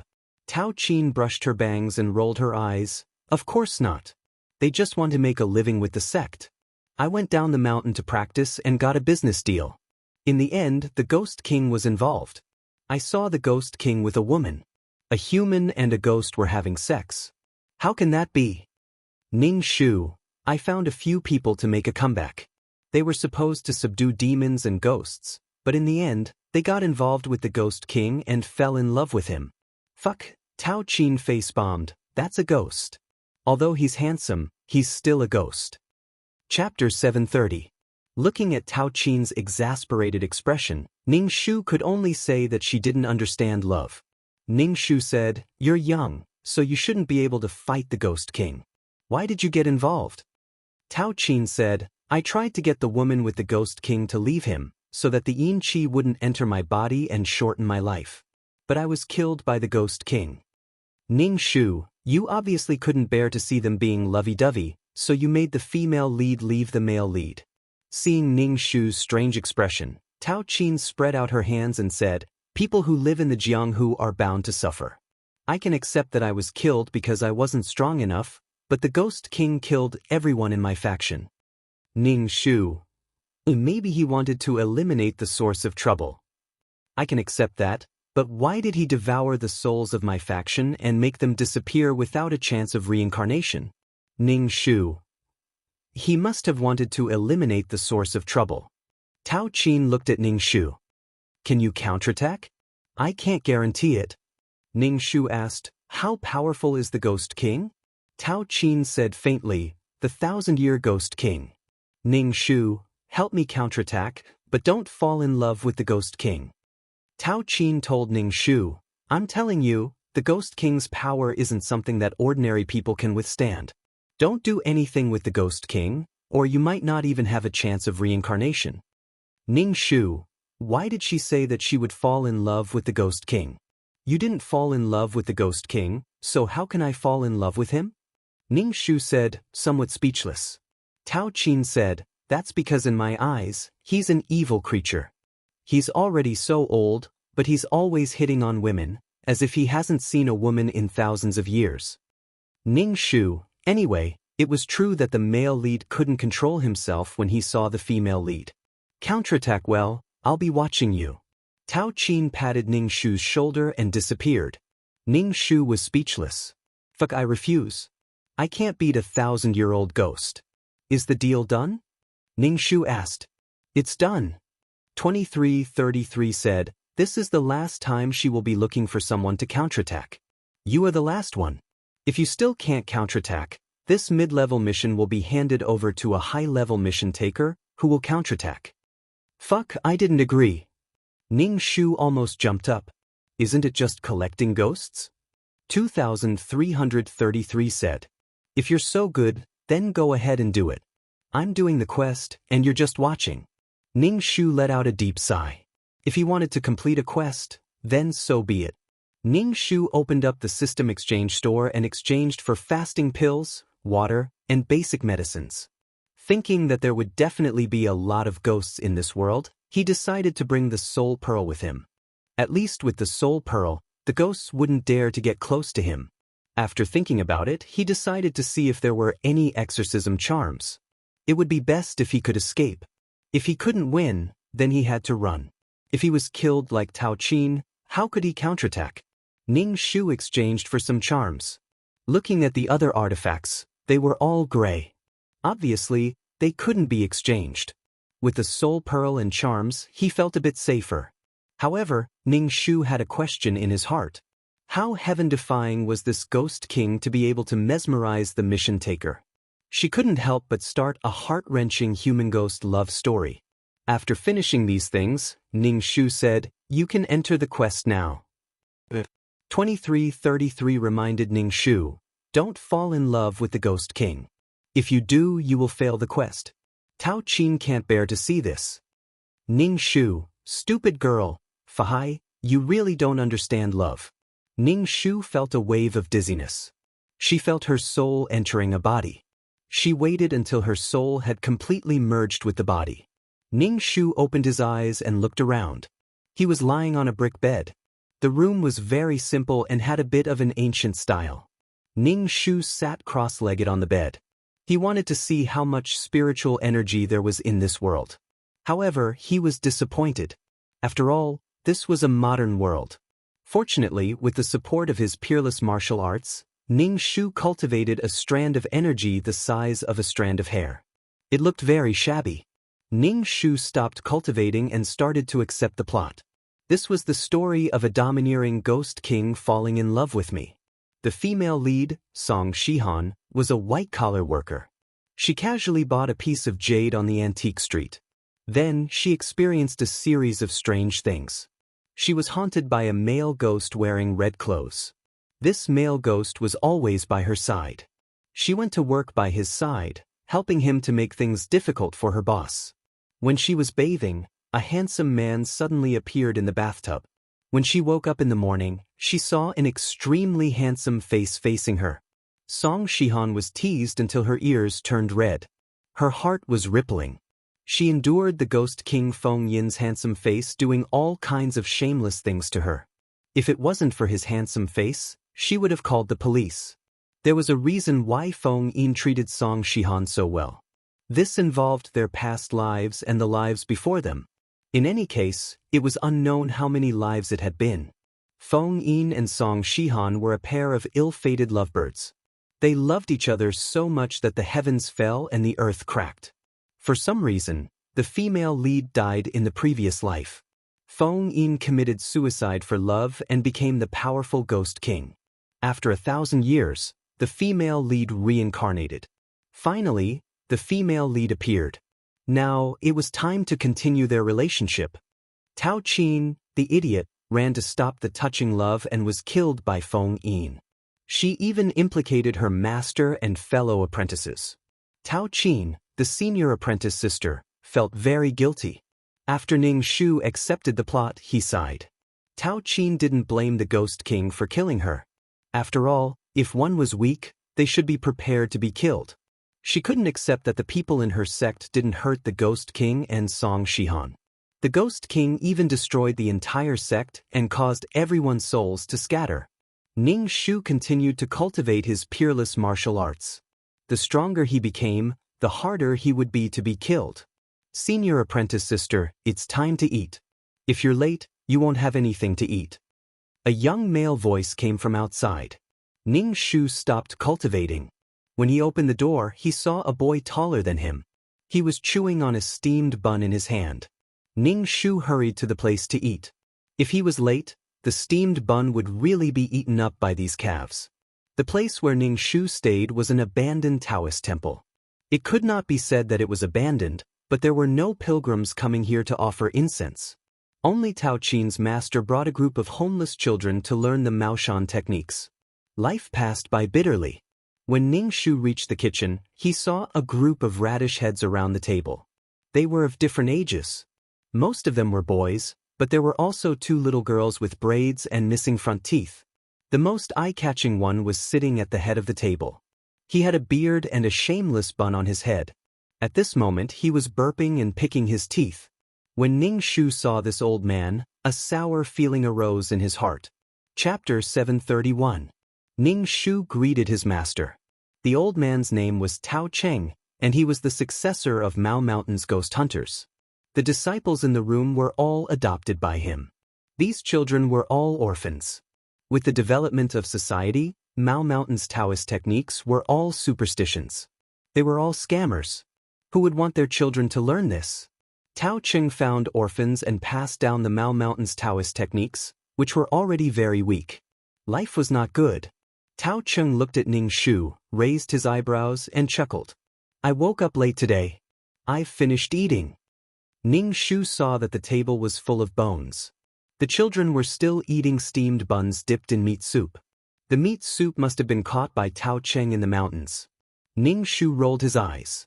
I'll eat the steamed buns. Ning Shu reached out his hand. The last steamed bun in the big bowl was snatched by a child. Ning Shu was speechless. The kid was eating the old man dry. Tao Cheng raised more than 10 children. It was really hard. Tao Qin was also raised by Tao Cheng. From time to time, Tao Cheng would bring Tao Qin to protect, deceive, people, kidnap, cheat. Tao Cheng was also very capable. He just liked to pretend a little. He wanted people to pay him a high price. The money he earned was not even enough to feed a large family of calves. A little boy saw that Ning Shu had nothing to eat. He tore half of a steamed bun and gave it to Ning Shu. Ning Shu took it and ate it. Good boy. When senior sister comes out of the temple, I'll bring you a gift. Tao Cheng rubbed his chest. Ning Shu said, there is something I need you to do. Ning Shu stuffed the steamed bun into his mouth and asked Tao Cheng, Master, what is it? Tao Cheng stood up, burped, and walked towards the main hall of the Taoist temple. Ning Shu followed Tao Cheng into the main hall. The Taoist temple was very old and had not been repaired for a long time. The statues of the 3 pure ones in the main hall seemed to be covered with a layer of dust. There was a smaller statue next to the 3 pure ones. This should be the founder of Mao Mountain, Tao Hongjing. Tao Cheng waved in front of the statue and lit 2 sticks of incense. Ning Shu also followed suit and did the same. Ning Shu asked Tao Cheng, Old man, what's the matter? Tao Cheng touched the bun on his head and said, You are already 20 years old. It's time for you to go out and gain experience. Recently, an acquaintance came to find me. He has a business deal. If he succeeds, the money will be quite a bit. It will be enough for us to support ourselves for a while. Tao Cheng said, Acquaintances? What happened? Ning Shu asked. Tao Cheng said, Recently, his son has been possessed by a ghost and is half dead. His family is quite rich. Ning Shu thought for a moment.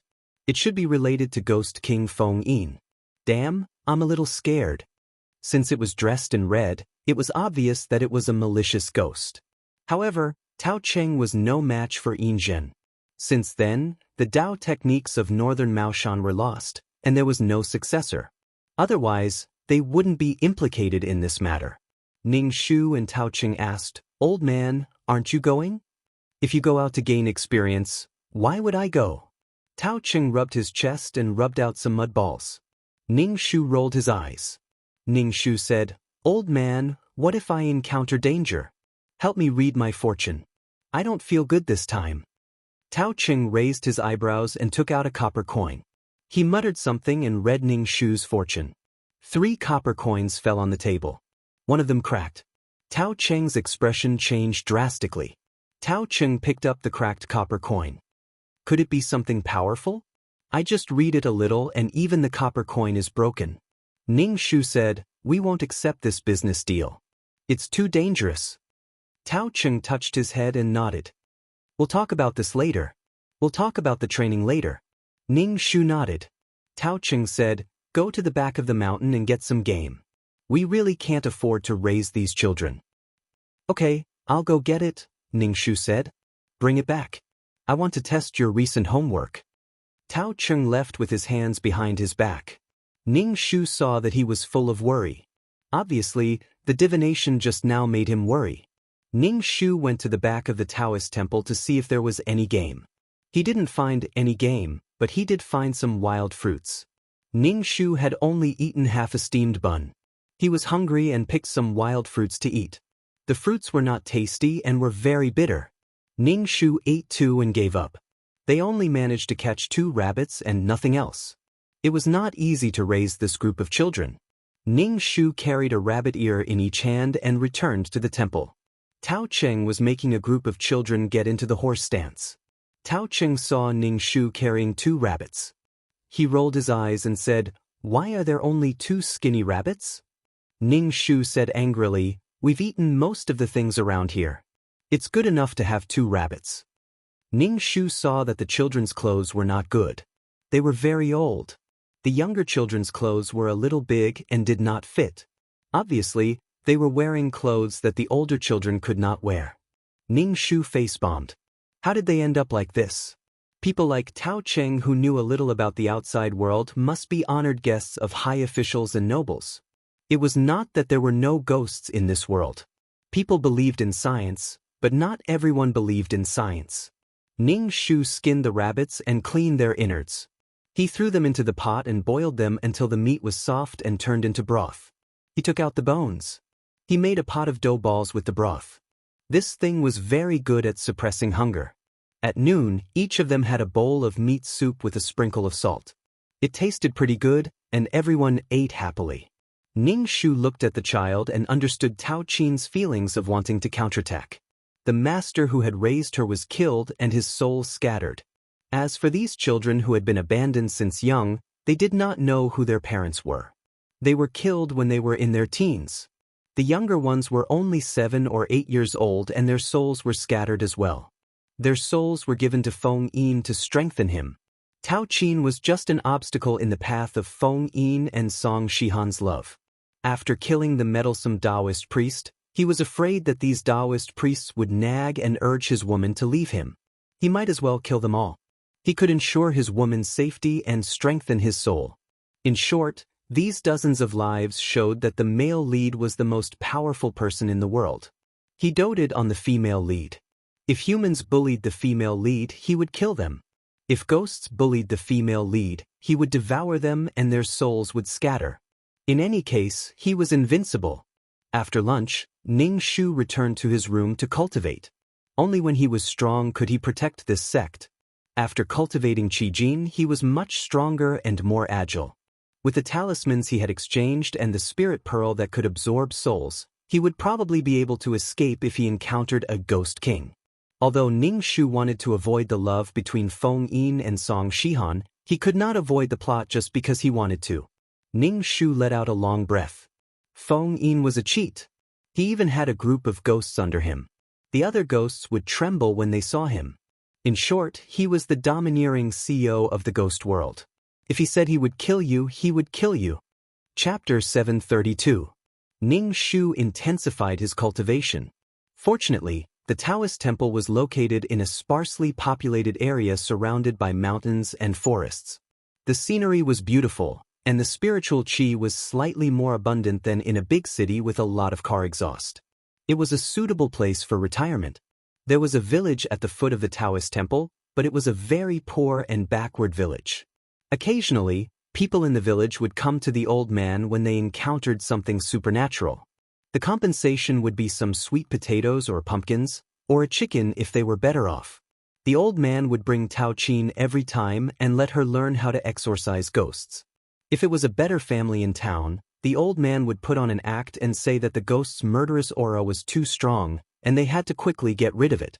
If they scared the people, they would be paid more. Even so, he still couldn't stand it. There were more than 10 mouths in the house, and they were all half-grown children. When they were growing, they were like bottomless pits. The old man originally wanted to mold the statues of the 3 pure ones and the Maoshan sect's ancestors into golden bodies, but the conditions were too difficult. The development of technology made the survival of metaphysics smaller and smaller. Now, the old man didn't want to carry forward the Maoshan technique. He only wanted it to be passed down so that it wouldn't completely disappear in the long river of history. The old man's painstaking efforts were ruined by Tao Qin. It was also because Tao Qin was young. If this was done by an old man with decades of experience, things wouldn't be so bad. Ghost King Feng Yin suddenly came to the Taoist temple. The old man wanted to protect the child, and Feng Yin was extremely powerful. The old man and the child were killed by the Ghost King, and their souls scattered. Ning Shu sat cross-legged on the bed and cultivated. He felt fine spiritual qi flowing into his pores and finally gathering in his energy center. "Girl, come here." The old man's voice was very loud. Ning Shu heard it in the room. He stopped cultivating and went to find the old man. When he arrived at the main hall, he saw the old man wearing a half-new Taoist robe. His hair was also combed into a new bun. He looked like a righteous old Taoist. Seeing him like this, Ning Shu knew there was business. Ning Shu asked, "What business is it this time?" The old man said, "It's about what happened in the village. I don't know what's bothering him, but he hasn't woken up yet." The old man looked at Ning Shu and rolled his eyes. "This time you're the host. See what you've learned." Ning Shu braced himself and said, "Oh, okay." Now, was she going to become a ghost-catching Taoist? The old man brought him down the mountain and arrived at a house. As soon as he entered the courtyard, Ning Shu felt a cold aura and his hair stood on end. The old man stood in the yard and observed his surroundings. Ning Shu also looked around. This was an ordinary farmyard.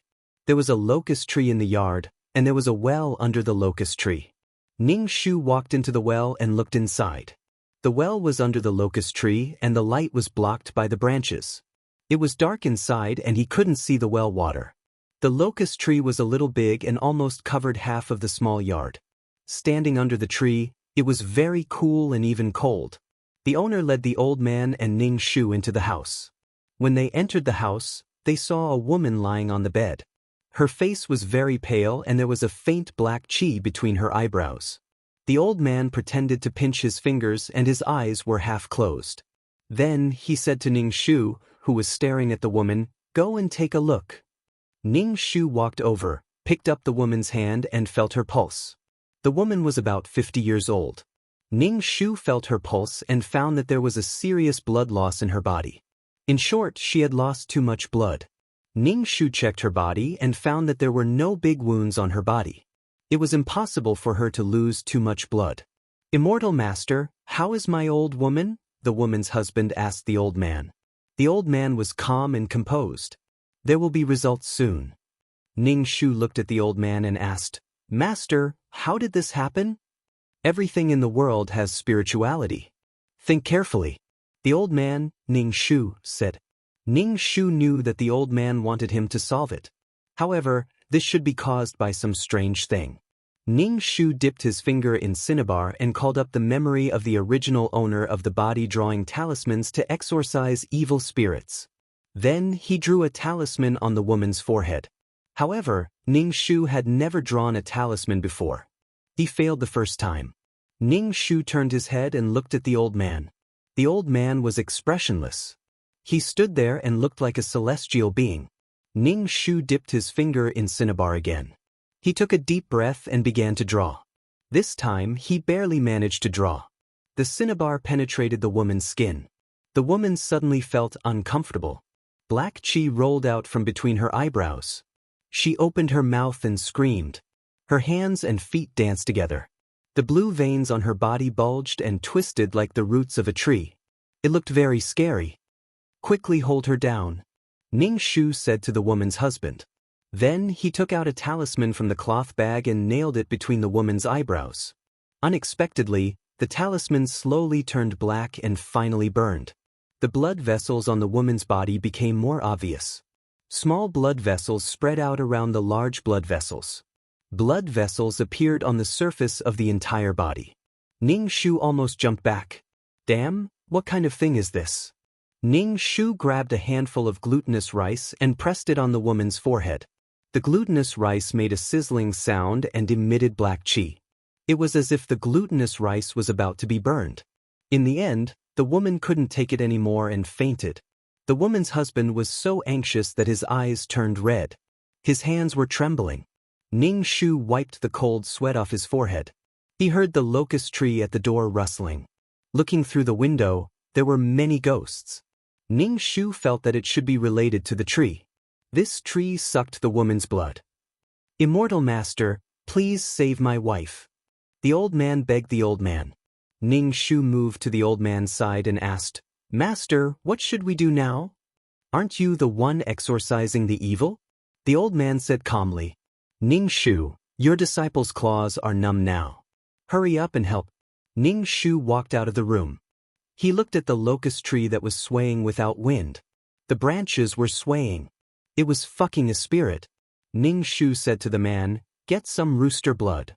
The old man quickly killed the rooster in the chicken pen and got half a bowl of chicken blood. Ning Shu took out the things in his cloth bag and prepared to set up a formation. This formation was something that Ning Shu learned from Qinyu. It was the Yang Gathering formation from the cultivation world. Because there were no Dharma artifacts or spirit stones, this formation wasn't very effective. However, it was more than enough to deal with the tree. After the Yang Gathering formation was completed, the surroundings became bright. The previously gloomy courtyard was now blindingly bright. The locust tree's leaves started to curl up under the strong light. Black chi slowly emitted from the leaves. The tree kept rustling and emitting a strange sound. It sounded like a person was roaring in pain. As expected, it was the tree's doing. Ning Shu sprinkled a handful of glutinous rice and chicken blood. He injected a bit of energy and used a thick cinnabar brush to draw a talisman on the tree trunk. Chapter 733. As Ning Shu drew the talisman, the locust tree shook even more violently. It actually broke the branches on its body and smashed them at Ning Shu. "Lass, dodge it," shouted Ning Shu. Ning Shu dodged in a flash and saw that the broken branches of the locust tree were bleeding. The entire yard was filled with the stench of blood. It was sticky and thick. Under the effects of the Yang Gathering array and the talisman, the locust tree shook even more violently. Its body emitted a thick black gas. There were no leaves, only a bare tree trunk. Its body was pitch black, but it was still stubbornly resisting. "Ah!"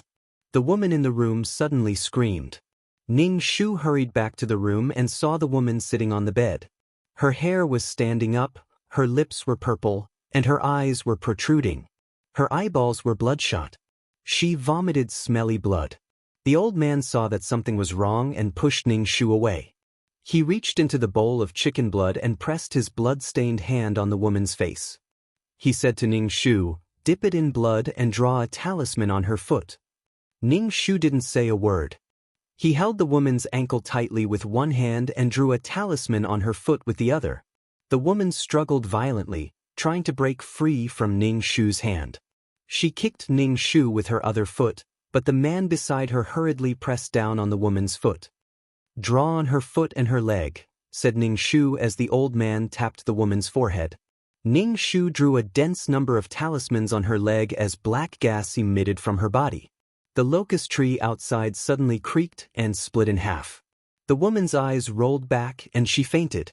Ning Shu was still drawing talismans. The black gas emitted from the woman's body became thicker and thicker, but the blood vessels on her body slowly disappeared.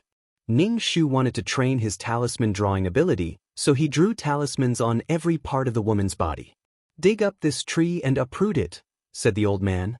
The old man said, "The locust tree is the ghost of the wood. It's a ghost tree. The heavy yin energy will easily attract ghosts. Don't plant this kind of tree around the house." The man first asked the old man, "Is my old woman okay?" "Well, stick these talismans on the door." Ning Shu took out 2 talismans from the cloth bag. The man took the talisman and looked for a few men in the neighborhood. Some of them held hoes, while others held shovels. They began to dig the roots. The locust tree's roots were deeply rooted, extending across half of the courtyard. When the tree bark was broken, it would bleed black blood. This black blood was something that even flies wouldn't bite. It smelled fishy and evil. The old man tidied up his Taoist robe and said, "This poor Taoist will leave first." The man immediately thanked the old man and asked, "How did my wife get targeted by this tree?" Actually, Ning Shu was quite curious. Why did the locust tree find a woman? Could it be because women had yin attributes? The old man said indifferently, "In fact, this locust tree is like this because of your wife. Your wife was menstruating and the blood from the menstrual cloth was poured on the tree. A woman's menstrual water is something with heavy yin energy. Moreover, it's something dirty in the body. The locust tree is a ghost tree. After absorbing this, it naturally treats your wife as a provider." The old man looked at the chicken in the courtyard and stroked his beard. He had the demeanor of an immortal and said, "This chicken also suffered an unexpected calamity. It should be released from purgatory." The man quickly gave the rooster to the old man. The old man took it and shook his head with pity. He stuffed it into Ning Shu's arms. The man gave her 2 pumpkins the size of a millstone. Ning Shu carried the 2 pumpkins out of the yard and asked the old man, "How do you know that it was caused by the blood of the woman who washed the menstrual cloth?" Although there were sanitary pads now, in a poor and backward village like this, women were still reluctant to spend money to buy sanitary pads that were thrown away after one use. The old man looked at Ning Shu in annoyance. "Why are you so unfamiliar with exorcism this time? In our line of work, we have to have good eyesight and pay attention to our surroundings. Taoist magic is not some feudal superstition. It's about observing the layout and analyzing it to deduce the good and bad of the place. There's a well under the locust tree. It's convenient to wash clothes by the well. How can there be no problems after decades of watering?" The old man shook his head and said, "It's just that the locust tree's roots are very deep. The water in the well is also not clean. The locust tree is a tree that grows through coffins. If this tree wasn't planted by humans, there would probably be a grave within a meter." Ning Shu, understood. "Master is so awesome. Then why didn't you tell him?" Ning Shu asked. The old man looked at Ning Shu as if he was looking at rotten wood. "I already told him. Even if it's just one job, if he really dug up something, he would definitely come to me. That's 2 jobs and 2 rewards. Are you stupid? If you dig up a grave, you have to ask the ancestors to leave. If you want to look at feng shui, it's a big business. You have to dig up a grave." Ning Shu was speechless. As expected, he was still too inexperienced. What happened just now made Ning Shu feel that the world was very dangerous. If a tree could be like this, there was no need to talk about the Ghost King. "What array formation did you use just now?" the old man asked Ning Shu. He thought for a while but still couldn't remember. Ning Shu had already thought of an excuse. "Isn't this the spirit trapping array that you taught me? Can't I tell if it's a spirit trapping array or not?" the old man said in annoyance. Ning Shu thought for a while and finally said, "I must have made a mistake. In the end, it ended up like that." The old man patted Ning Shu's head heavily. "I told you to go and gain experience. Look at you, experience my ass. You'll be played to death by evil things." Ning Shu sighed. When they returned to the Taoist temple, the old man asked Ning Shu to hurry up and stew the rooster with the pumpkin. "Master, aren't you going to release it?" Ning Shu squinted. "You talk too much. The old man hurriedly changed out of his half-new Taoist robe and changed into his usual work clothes. Seeing the old man like this, Ning Shu's heart ached. He wasn't in the mood to bicker with the old man and went to the kitchen to prepare the rooster. Some of the junior brothers and sisters picked up some firewood from the mountains and neatly stacked it in the woodshed. These children were quite sensible and helped when they could. The slightly older children carried buckets of water to the spring in the back of the mountain to fetch water. Ning Shu stewed the chicken in the pot and poured the pumpkin in after it was done. Anyway, this was how a big pot of rice was. Whether it tasted good or not was secondary as long as it could fill their stomachs. Now, even filling their stomachs was a little difficult. Ning Shu cooked another pot of noodles with some dough balls mixed in. The rooster was so small that it was good enough that each person could eat a piece of meat. The old man and Ning Shu didn't touch the meat and left it for the younger children. After eating, Ning Shu asked, "Are the Mao Mountain Taoists living such a hard life now? Is South Mao Mountain like this too?" Mao Mountain was divided into North Mao Mountain and South Mao Mountain. The ancestors of the two sects were not the same person, but they both practiced the 5 Taoist techniques. The 5 Taoist techniques included mountain, medicine, fate, physiognomy, and divination. Chapter 734. The 5 arts of Taoism had thousands of techniques. For example, acupuncture, medicinal powder, and pills to treat diseases, all of which had the shadow of Taoism's mysterious techniques. Looking at the feng shui of the yin and yang residents, fortune-telling, and predicting good or bad luck, it was not easy to master one. Ning Shu could not figure out why the old man was so miserable. He was also a person with real ability. In fact, the richer a person was, the more they believed in these things. Things like fate and destiny were hard to predict. A person's physiological magnetic field was changing at any time. The old man stroked his beard and said proudly, "Your master was your age and had already gone out to make a living." His clients were all high-ranking officials and rich people. At that time, he made a lot of money. Alas, when he was young. Alas, your master was also a man. You know. Ning Shu was speechless. What do you know? He probably spent all his money on women. You're a Taoist. How can you face the ancestors of the 3 pure ones? How can you face the internal fist technique that you practice? Would it kill you to be a virgin? You're simply shameless and unrestrained. It would be better if the internal fist technique was practiced by a virgin. Besides, there was enough yang qi. A virgin's urine had a great restraining effect on ghosts. When a virgin's urine was needed, one could get it by unbuttoning one's pants. Ning Shu complained about the old man in his heart. People in this line of work are all divulging the secrets of heaven and offending the 5 evil spirits. Most of them are alone. Sometimes they have to do some outrageous things. The old man stroked his beard. Later, because I offended someone, I thought that I'm not young anymore and have to pass on the Maoshan technique. The old man looked at Ning Shu.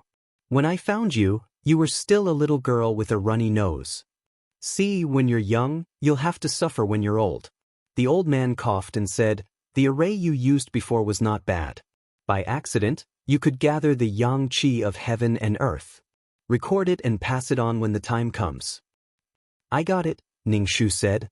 It would be easier to deal with ghosts if he wanted to keep all the arrays he had learned. "If you delay the training, I'll be worried about you." The old man said, "Learn from me for a while more.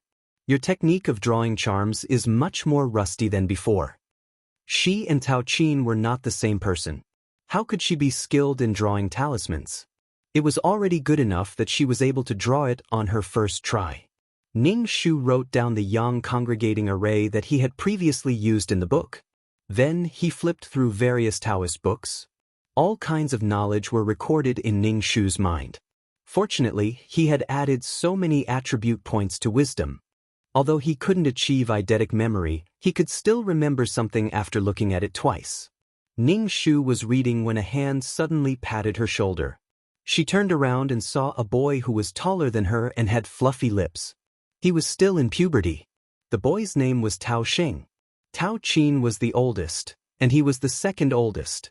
Usually, Tao Qin would go out with the old man to earn money, and Tao Xing would take care of the matters in the Taoist temple.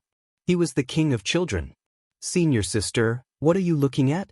Tao Sheng's voice was not pleasant to hear, but he deliberately lowered his voice, which made it even worse. Although her looks were not bad, her voice was unbearable. "I'm reading," Ning Shu said. Tao Sheng sat next to Ning Shu and asked, "What happened to Master and Senior Sister this time?" Ning Shu said, "A locust tree that can suck human blood." Tao Sheng said, "Oh." Ning Shu said, "Senior Sister, I want to go with you and Master next time. Tell Master about this. Bear with it for a while. I'm going to experience it soon. At that time, you and Master will go out to do business." Ning Shu knew that Tao Sheng also wanted to exorcise evil spirits and catch ghosts. Tao Sheng picked up a book and flipped through it quickly. He didn't even read it. Less than 2 days later, the old man who had turned the locust tree into a spirit in the yard came again. He found Tao Cheng and said that he had dug up something at the foot of the yard wall. It was a rotten coffin. The old man was suddenly in high spirits. He put on his Taoist robe, picked up the peachwood sword and compass, and called Ning Shu to prepare for a big deal. Tao Sheng said to the old man, "Master, take us with you. We can take a look." Ning Shu said, "Take them with you. I'll take care of them. Besides, Tao Sheng is not young anymore. He can help out." The old man glanced at the group of uneven turnips and said to Ning Shu, "Take good care of them. Don't bump into anything." The group of people immediately cheered and followed behind the old man. The old man suddenly felt that these children had ruined his sage-like charm and professionalism. When they arrived at the old man's house, the locust tree had been dug up. The soil of the whole yard had been dug up again. The rotten coffin was exposed under the yard wall. Only a corner of the coffin was exposed. Obviously, the old man didn't dare to dig anymore. The old man asked someone to prepare a table. On the table, there was an incense burner, a peachwood sword, a compass, glutinous rice, chicken blood, and talisman paper. Ning Shu looked at the things on the table and silently memorized them. This was the first time the children had seen such a scene. They were nervous and afraid. They knew that they would have to do such things in the future, but they were still afraid of ghosts.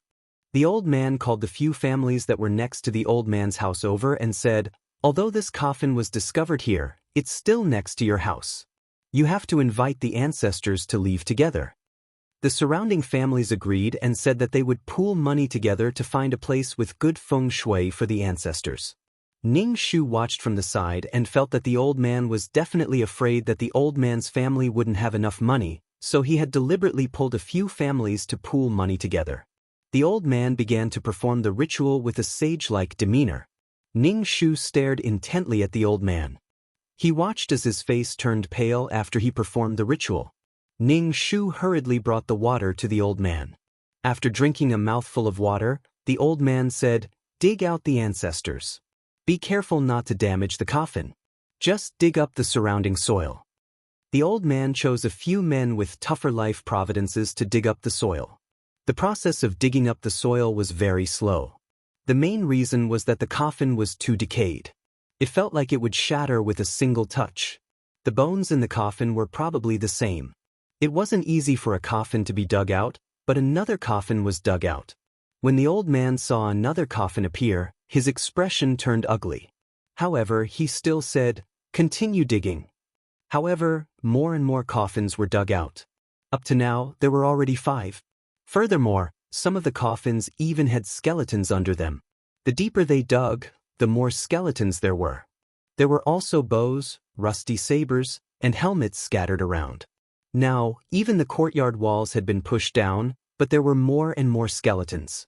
The old man pinched his fingers as they trembled. He hurriedly stopped them from continuing digging. "Stop digging. This might be a burial of 10,000 people." The old man hurriedly performed the ritual. His expression was extremely ugly. Ning Shu frowned as well. A burial of 10,000 people meant that many people were buried together. It would distort the magnetic field in this place, forming an exceptionally terrifying scene. Chapter 735. No one had expected so many bones to be dug out. Even the old man did not expect it. There was no way to move so many bones. Furthermore, the bones were mixed together. It was impossible to tell whose thigh bone was whose. There were also long centipedes crawling out of the black eye sockets. The air was filled with an unpleasant smell. The old man hurriedly got people to disperse and cover their noses to avoid the smell. Ning Shu led the group of children far away. The old man's face turned green. He could not help but rub his forehead. After dispersing the smell for a while, he got someone to fill the hole. The old man asked the old man, "What should we do with these bones?" The old man furrowed his brows. "Bury it. The safest thing now is for you to move. Don't live here anymore," the old man said. "Choose a new place to build a house. The surrounding families should move. Look for me to check the feng shui of the Yang residents," the old man said. There were so many dead people under their feet. Just thinking about it made them panic. The surrounding families all asked the old man to check the feng shui of their houses. They wanted to move. Although this deal was over, the old man asked them to move quickly. They definitely had to check the feng shui of the new house. After the soil was buried, the old man swept some glutinous rice on the soil and added an array formation. After doing all this, the old man packed up his things with a worried expression and prepared to return. Ning Shu followed behind the old man with a group of children. Ning Shu was deeply puzzled. He asked the old man, "Master, this doesn't look like a burial of 10,000 people." The surroundings of a burial of 10,000 people would gather baneful aura and resentment. Once a person fell into such a magnetic field, they would either go crazy or die. It could be said that there were no birds in the mountains and no traces of humans. However, there were a few families living in the surrounding area. There was nothing abnormal. There was basically no baneful aura or resentment. It was too unusual. With so many people buried here, there will definitely be resentment. The old man frowned. Ning Shu asked, "Then where did all the resentment and evil aura go? Could it be that someone else absorbed it? That's what I'm worried about." The old man sighed. "This evil aura will give birth to something." Ning Shu instantly thought of Ghost King Feng Yin, who could devour souls. After returning to the Taoist temple, the old man changed out of his Taoist robe with a worried expression. Ning Shu said, "Master, do you want me to check the county records and see what the history of this 10,000 burial is?" "Master, how long do you think this 10,000 burial has been going on for?" Ning Shu asked. The old man stroked his beard. "Looking at the extent of the corrosion of his bones, I reckon he's not that old." Ning Shu frowned. There was no such thing in the storyline. At this time, Tao Qin had already gone out to train and never returned. He didn't know that there was such a place. Ning Shu felt that it was necessary for him to check the county records. In this pit, there were not only human bones, but also fragments of armor, swords, spears, and arrows. It was very likely that an ancient army was buried here. 1,000 years ago, Feng Yin had killed many people in anger to avenge the female lead. After that, he committed suicide for love. Perhaps Feng Yin's bones were in those coffins. All sorts of thoughts flashed through Ning Shu's mind. He wanted to check the county records, but he didn't have the connections. Ning Shu said, "Master, let's go check the county records." "Okay, I have the connections." The old man stroked his beard and brought Ning Shu to the county government. He found a connection and said that he wanted to check the county records. Ning Shu and the old man were brought to the county government's archives and told to check it themselves. There was a computer. Ning Shu turned on the computer and searched through the files for information regarding the mass burial of the army. It was to see if an army had passed through here 1,000 years ago. When the old man saw that Ning Shu knew how to use a computer, he was surprised. "You know how to do this?" Ning Shu chuckled and said, "Actually, I often go to internet cafes to surf the net." The old man, he couldn't even afford to eat at home. Wouldn't it be great if he could use the money to surf the net to buy some biscuits? Ning Shu entered the search keyword and a lot of documents appeared. Ning Shu opened the documents one by one and browsed through them. The old man looked at him and asked, "Did you find it?" "No, maybe there's no record at all." Ning Shu moved the mouse. The old man said, "These people basically died at the same time, which is why they were buried together. There must be a record of such a large-scale killing." Ning Shu opened the document. It didn't say much. It only said that an army had fled here after being defeated and there were pursuers behind them. The two sides fought fiercely and seemed to have perished together. Okay, there wasn't much value. The documents didn't mention who the generals were or what the situation was like at the time. Too much time had passed and a lot of things were blurred. Master, these corpses should be from two sides? Ning Shu asked. The old man looked even more worried. Since they were enemies, even after they died, the two sides would still fight each other. The murderous aura and yin qi should be stronger, but I didn't notice it. I thought I was old. The old man stroked his beard. Where did the yin qi go? Ning Shu's eyes darted around, but he didn't say anything. According to all the signs, Feng Yin's corpse must be in the 10,000 burial. Perhaps the corpse of the female lead, Song Shihan, from her previous life was also inside. A thought popped up in Ning Shu's mind. There's nothing to see. Let's go back, Ning Shu said. Ning Shu took out some money to buy some meat and some flour and rice. The old man was a little depressed. He kept thinking about where the murderous aura and yin qi in the 10,000 burial had gone. He couldn't even eat. After dinner, Ning Shu sat cross-legged on the bed to cultivate. When it was midnight, he took a flashlight and a shovel and went down the mountain. When he reached the old man's house, Ning Shu climbed over the wall and gently landed in the yard. He took out the Changpu from his cloth bag and clipped it to his ear. The Changpu could exorcise evil spirits. Ning Shu took the shovel and started digging. Because the soil had already been loosened once, Ning Shu dug much easier. It didn't take long for him to find the coffins. Ning Shu dug out a few coffins and stuck the shovel to the side.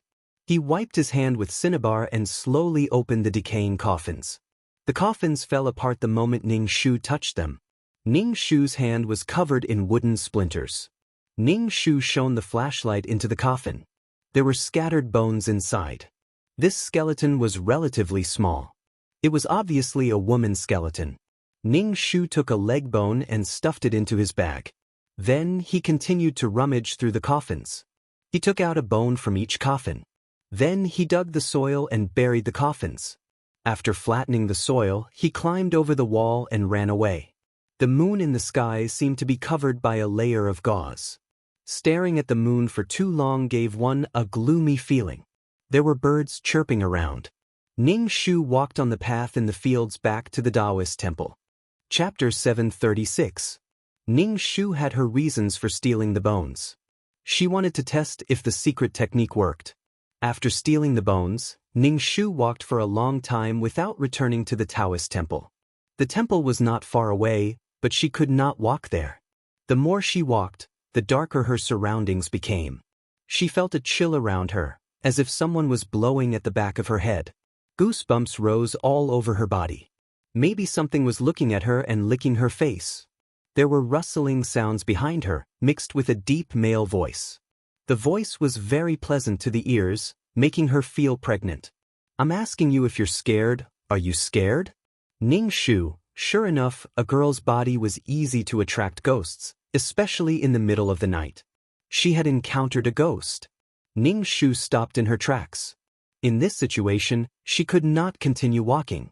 If there was a ditch in front of her, who would she look for if she drowned? If there was a cliff in front of her, who would she look for if she fell to her death? Ning Shu felt the chill at the back of her head getting heavier and heavier. There was also a chill that poured into her ears. Damn, it felt like there was more than one ghost around. There were voices behind her. There was a man's voice and a woman's voice. Ning Shu suppressed the urge to turn back. Humans had 3 fires, shoulders and forehead. She turned her head and blew out the fire on her shoulder. The yang energy in her body weakened even more. What a torturous little demon. Ning Shu took out a talisman from her cloth bag. She held the talisman between her fingers and chanted a spell. The talisman burned. The cold and gloomy aura soon dissipated, and the rustling sound disappeared. Ning Shu shone the flashlight in front of her and saw that she was standing in front of a ditch. There was something that looked like water plants wrapped around her ankles. Waves of cold aura spread from her ankles to every corner of her body. She felt that her body was about to freeze, and she had no strength to resist. Damn, did she encounter a water ghost again? Ning Shu mobilized the qi gene in her body to disperse the yin qi in her body. Moreover, the seaweed was forcefully pulling her ankle, trying to drag her into the water. Ning Shu took out a talisman and pressed it on the seaweed. The seaweed emitted a sizzling sound and retreated back into the water in fright, emitting black smoke. "Oh my, I'll never walk at night again." Ning Shu immediately took out a talisman and stuck it on her back, one on her chest, and one on both her arms. "If you're not afraid of talismans, then come at me." However, a gust of wind blew over and blew away the talismans on Ning Shu's body. The shrill sound of the wind roared out from Ning Shu's body. Waves of yin qi drilled into Ning Shu's body. "Damn, he's pushing his luck." Ning Shu rolled his eyes and took out the spirit pearl. When Ning Shu held the spirit pearl in his hand, the surrounding yin qi instantly dissipated. The ghost that blew into Ning Shu's ear was also sucked into the spirit pearl and turned into energy for the spirit pearl. This time, they returned to the Taoist temple smoothly. Very few ghosts dared to go near the Taoist temple, so Ning Shu was not afraid of being pestered by ghosts. He had encountered all kinds of things on this trip. When he returned to his room, Ning Shu took out the bones from the cloth bag and placed them on the table. Some of the bones already had holes in them. Ning Shu looked at them and did not know which bones belonged to Feng Yin. He could only test them one by one. Ning Shu took out cinnabar and applied it on the bones. Then he took out some willow leaf juice and quietly waited for the changes to happen. Not long after, some of the bones started to turn black and emit black smoke. One of the bones even moved, and the bone became as white as jade. Ning Shu held the bone. This might be Feng Yin's corpse. Ning Shu picked up the bone and tapped it on the palm of her hand. She laughed. The thing that the male lead was currently possessing was a jade pendant, and this jade pendant was something that the male lead always carried with him. In any case, after thousands of years of passing through hands, it finally landed in the female lead's hands. Ning Shu took out a cinnabar brush and drew a talisman on the bone. The bone was actually a little hot. Ning Shu drew a dense number of talismans on the bone. In the end, the bone started to become hollow and brittle. Ning Shu squeezed it with his hand and crushed it into powder. He then used a bowl to collect the powder. Ning Shu chuckled. He mixed the cinnabar and various other things together and mixed it into ink. Then, he took out a cinnabar brush and dipped it in the bone ash to draw talismans on yellow paper. Using a child's spear to attack a child's shield. He would use this talisman to deal with Feng Yin. This was something that Ning Shu had seen in the Maoshan spell books. Ning Shu spent the entire night drawing talismans. The next morning, he still had to wake up to make breakfast for the group of children. Ning Shu placed the talisman he had drawn in his cloth bag and patted it contentedly. After breakfast, the old man took Ning Shu to do business. However, he let Ning Shu handle it. If Ning Shu couldn't handle it, the old man would do it himself. Ning Shu saw all kinds of ghosts. There were ghosts with especially strong malevolent auras, ghosts possessing children, and all kinds of little ghosts. This made Ning Shu much more familiar with ghost hunting. However, the old man's expression became more and more gloomy by the day. His brows were tightly furrowed. He had something on his mind. Ning Shu asked, "Master, are you still worried about the 10,000 burial?" The old man stroked his beard. "I've always had a bad feeling. In our line of work, it's instinctive to sense good and bad. Anyway, there's something strange about the 10,000 burial." Ning Shu couldn't help but say, "There's no malevolent aura. There's a malicious ghost that absorbed the malevolent aura and yin qi. That's what I'm worried about. Even now, that thing hasn't appeared. It must be something powerful that absorbed the malevolent aura of the 10,000 burial." The old man sighed. "I've lived for so long. Even if I die, it'll be worth it. It's just a bunch of kids like you." The old man was very depressed. "Forget it. If it's a blessing, it's not a curse. If it's a curse, we can't avoid it. After a while, you'll go on an adventure." The old man said, "Bring Tao Sheng with you." Ning Shu was speechless. Why would he bring Tao Sheng? She was going to deal with the Ghost King. Although Tao Sheng had some skills, the Ghost King could kill him with a flick of his finger. "Master, I don't want to bring Tao Sheng. Let Tao Sheng learn from you for a while first." Ning Shu refused. The old man squinted and said, "It's good that one of you can escape. You should at least pass on the Maoshan technique. No need. I feel that it won't be safe if I go out. What if I don't take junior brother into consideration and something happens? Ning Shu said, didn't the divination say that it would be dangerous for me to go on an adventure? Master, I also gave myself a rough divination. It's very bad. Ning Shu said, it'll be more dangerous for junior brother to follow me. Alright, as long as you're happy. The old man squinted. There's a business deal that you should take a look at. It's an acquaintance of mine. His son has been possessed by a ghost. Now, strange things are happening in the company. The company's employees are also in trouble. They've been begging me to take a look. The old man Ning Shu said, when the time comes, extort more money. I haven't eaten meat in a long time. Ning Shu said, didn't you just eat yesterday? Did I? The old man looked at the sky gloomily. He looked like an immortal who bemoaned the state of the universe and pitied the fate of mankind. Ning Shu turned and left to pack his luggage.